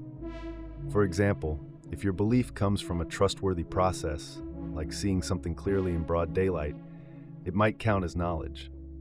In the Sarah example, the process, mistaking someone else for Sarah, wasn't reliable. But reliability as a solution raises its own questions. How do we decide what counts as reliable? What happens if a normally reliable process produces a mistake? Another approach is to focus on the concept of luck. In Gettier-style examples, luck often plays a role. You were lucky Sarah happened to be at the coffee shop, even though your reasoning was flawed. Some philosophers suggest that knowledge should exclude luck in this way. If your belief is true by chance, it doesn't count as knowledge. This idea, while appealing, is hard to define precisely. After all, luck can show up in subtle ways, and drawing a clear line can be tricky. Others take a different route entirely and suggest we should rethink our expectations about knowledge. Maybe the problem isn't with our definition of knowledge, but with the way we apply it. Some argue that what we call knowledge might depend on context. For example, in everyday situations, we're fine with saying we know things based on reasonable evidence. But in high-stakes or philosophical settings, we might demand stricter standards. This approach, known as contextualism, tries to account for the flexibility in how we use the word knowledge without getting stuck in the details of individual examples. The Gettier Problem also forces us to think about what we value in knowledge. Is it certainty? Is it reliability? Or is it something else, like usefulness? Different answers to these questions lead to different solutions to the problem. For example, if we value certainty, we might aim for definitions of knowledge that exclude any chance of error. But if we value practical use, we might be more willing to accept some level of uncertainty in what we call knowledge. Despite decades of debate, there's no universally accepted solution to the Gettier Problem. Some philosophers think this shows a deeper issue. Maybe knowledge itself is a more complex concept than we thought. Others suggest that our efforts to define knowledge might always fall short because language and thought are imperfect tools. What makes the Gettier Problem fascinating is how it highlights the gaps in our understanding of something as basic as knowledge. It shows how easily our assumptions can be challenged with simple, clear examples. It also reminds us that philosophy isn't just about abstract ideas, it's about the way we think, reason, and make sense of the world. Whether or not we find a perfect answer, the Gettier Problem continues to inspire new ideas and questions about the nature of belief, truth, and justification.